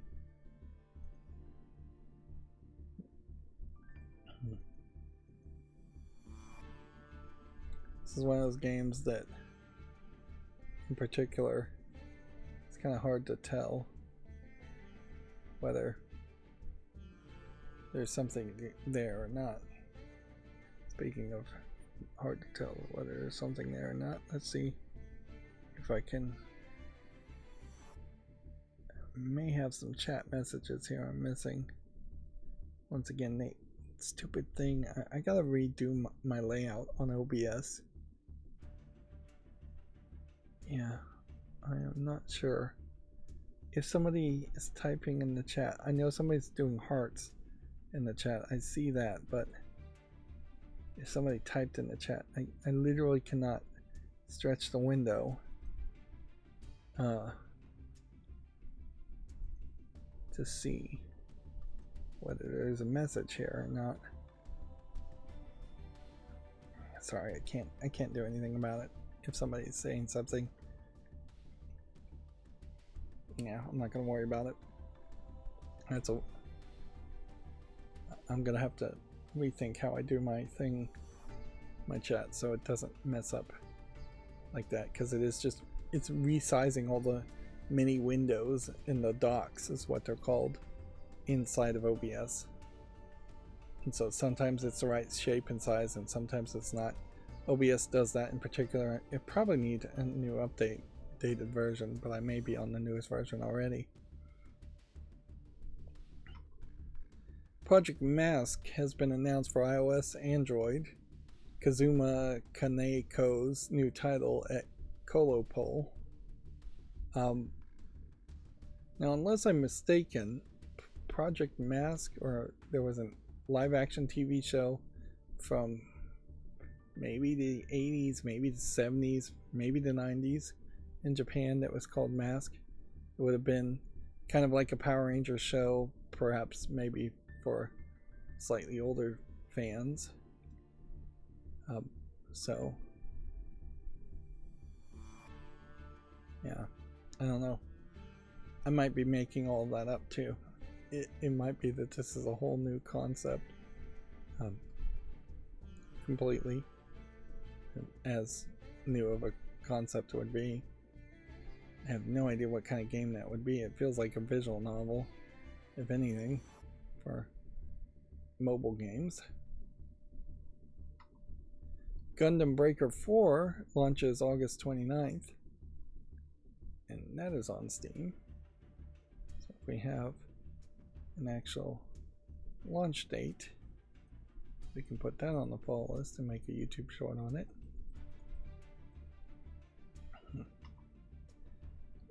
Gakuen the Idol Master launches May 16th in Japan. This is smartphone only. Looks like they may have announced a lot more of the anime girls that were going to be in the game, where it seemed like they were pretty much only focusing on one character last time. It is a school idol training simulator game, so you're training her to be a idol. Which, yeah, that is a uniquely Japanese thought, I think, so I wouldn't be surprised if the game doesn't come to the West. Famitsu review scores for issue 1848 are available at Gamatsu. Notably, we already looked at this. Stellar Blade for PS5 exclusively, getting 3 9s and an 8 to give it a 35 out of 40. I kind of wish I could look up the score for Nier Automata, but I'm fairly certain Nier Automata either got a 38, a 39, or a 40. The other games, Garden Life, a Cozy Simulator, getting a low 29 out of 40, and Utakata no Uchronia for the Switch got 32 out of 40. And these scores kind of heavily highlight how having 4 reviewers review games balances out the score very heavily, where it's always a score somewhere between 29 at about the lowest and 40 if it's an absolute perfect game, which they've only given 40s out to, I think, maybe half a dozen games. Whereas as a game consumer myself, I would like scores to be more wild and varied, and I don't see a way you get that until you have 100 users review a game to the point where a score actually could be the equivalent of a percentage point, 100 plus users, or you have one reviewer who is actually capable of giving scores below a 7 in general to games. Yeah, there almost should be a meme or a trend where you get one of those tier rank lists and you just ask people to review games starting at 7 to 0. It's like, here's a bunch of old games in modern times. How would you review these games? Between 0 and 7. You can't give it anything better than a 7. Particularly if you were to limit it to like games that were 5 or 10 years at least old. Because almost certainly there isn't a game 10 years from now or there's going to be very few games from 10 years ago or earlier that deserve 10 out of 10 still. Rocket Knight Adventures Resparked launches June 11th. This is another one of those games I know has some relevance, but I never played it.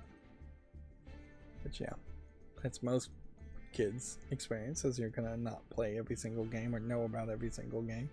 And I was a video game obsessive as a kid, so if I wasn't familiar with something, that definitely says something about how well advertised or well known a game was. This may have been also a Sega game, and I was only obsessed about Nintendo's, so that there's that element too. Intergalactic Hospital Management game Galacticare launches May 23rd for the PS5, Xbox Series, and PC. It's an interesting thought as far as you already have, I think, Two Pines Hospital, which is a simulator. So are you adding anything comedic or interesting by making it a hospital in space. There's a animated show on Amazon Prime where it's two doctors in space treating aliens, and it really never felt good for the couple episodes I watched. Didn't catch it. There's a lot of animated shows that don't work on streaming services. Apparently this is from War of the Overworld creator. Interesting. Noticeably though, they're not suggesting Two Pines Hospital. They're suggesting City Skylines because I own that game and I've played it. Yeah. There probably is some value in making a hospital with aliens and fake sicknesses, because you're then not constantly reminding the player of real sicknesses or having to be more jokey about real sicknesses. Yeah.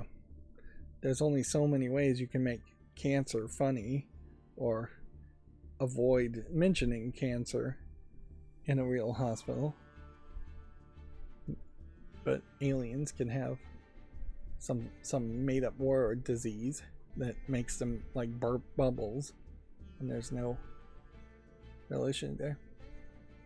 I was talking about like acid reflux with somebody, and one of the things that occurred to me is that there's a decent chance that every single human baby in the real world has acid reflux. Think about it. They are constantly spitting up, burping up, regurgitating, throwing up things. Their esophaguses would be brand new and probably susceptible to being burned by stomach acid. It is very possible that lots of kids have acid reflux. Now, I am not a doctor, and in no way would I suggest giving your newborn child any acid reflux medicine of any sort. But because they cannot communicate something that's wrong with them, which is another element that could play a part in a space hospital, it is possible that babies are constantly suffering from that, and basically anything else. Who knows?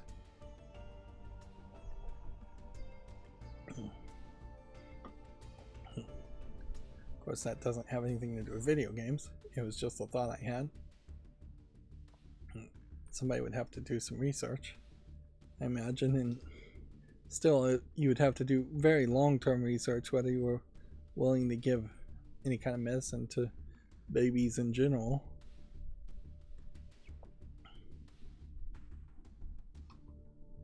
The otome visual novel Celestia Chain of Fate has been announced for Switch and PC. Really didn't get a lot of visual novels today. This has a bit of a more polish to it, in at least they're kind of moving the text around to play a bigger role. That's an interesting experiment. One of the things about Fallout New Vegas, though, is that there's a lot of written text for that game that I assume is trying to appeal to a broader audience. I really would prefer it to all be tape recordings or voice acted dialogue. There's definitely ways you could have written things to have characters around talking to you instead of just finding journals.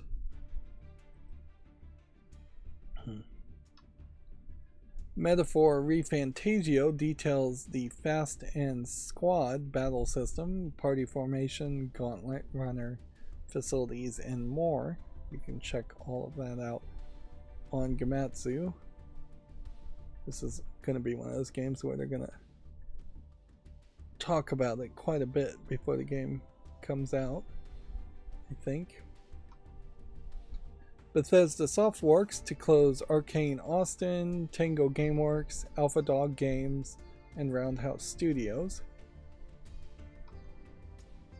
A turn-based strategy and base building game called Don't Kill Them All has been announced for consoles and PC.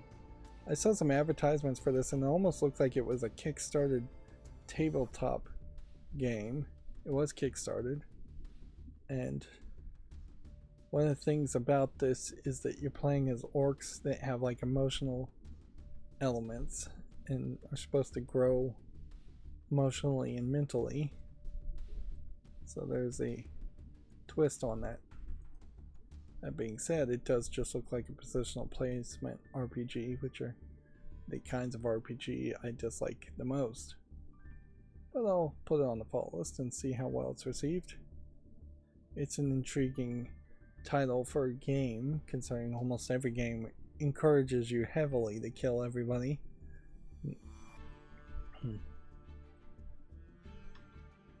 Gothic classic Coronis Saga has been announced for Switch. Master Detective Archives Rain Code Plus has been announced for PS5, Xbox Series, and PC update number 2. Or information is going to be announced on May 9th. So I wonder if Rain Code Plus here is a remaster. Yeah, it says the Plus version will include additional elements. It seems like there isn't a Steam link. This is Spike Chunsoft and developer Tokyo Games, which I kind of thought this might be a Tango Gameworks game, but obviously it isn't. Switch successor to be announced on March 31st, 2025, or by March 31st, 2025. Switch software focused Nintendo Direct is also set for June. Switch worldwide sales top 141 million, and Princess Peach Showtime has topped 1.22 million. Remedy Entertainment has canceled a premium co-op multiplayer game codenamed Kestrel. Deathverse Let It Die is being remade into a new game that combines Let It Die and Deathverse, but it is mostly Let It Die. Inherently, the developers of these games can't let go of the concept and think they really have something there, and so they are taking a third bite of the apple here to try something that would sell more. And I'd have to do some research to remember which one was the single player game Let It Die and which one was the multiplayer game. I assume it's Deathverse.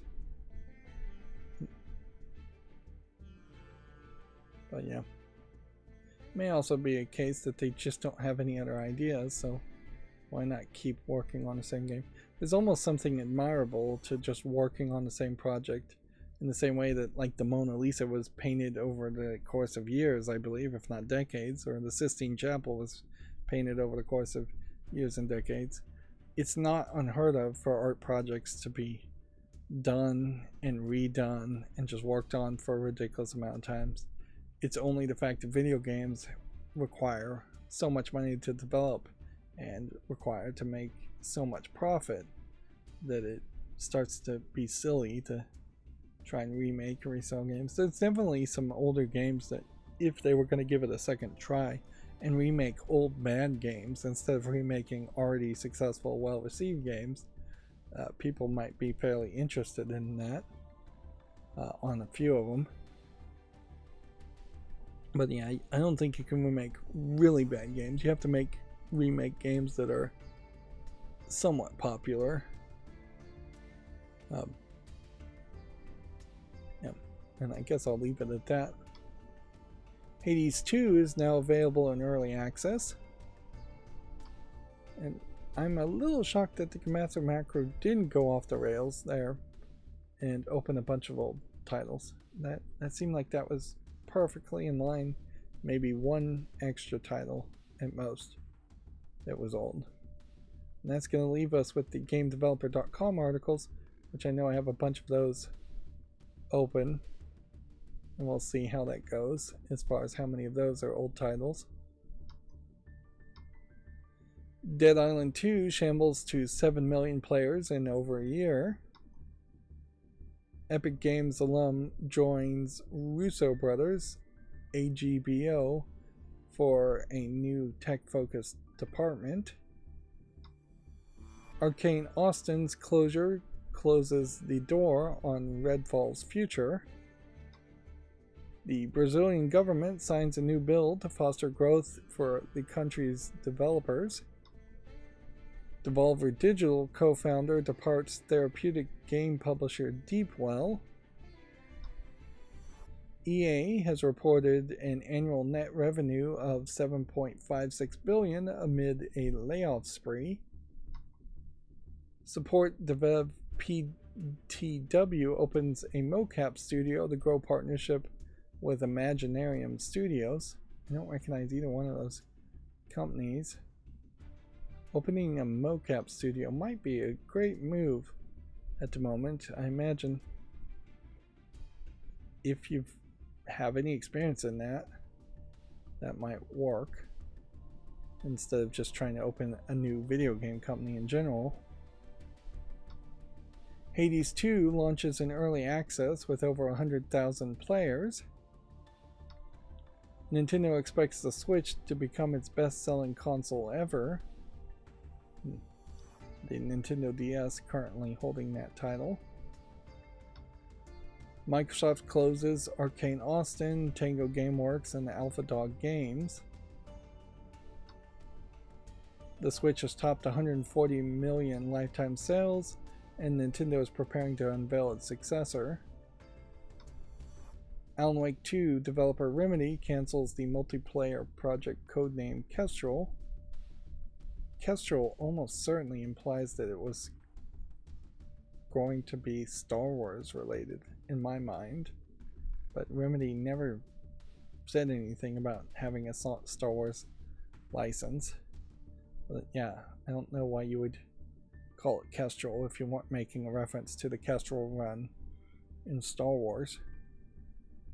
So yeah, there might have been some secret negotiations that fell apart there.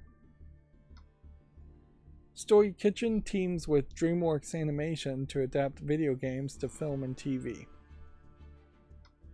And that wasn't really a lot of extra GameDeveloper.com articles, so I'm a little happy that my macros didn't send me off wasting a lot of extra time. Still, this has been a very long stream that started too late. Unfortunately, it's going to probably be like that for a while. Anyways, that's going to be it for this stream. As always, I ask you to like, share, subscribe, and keep on watching. Thanks.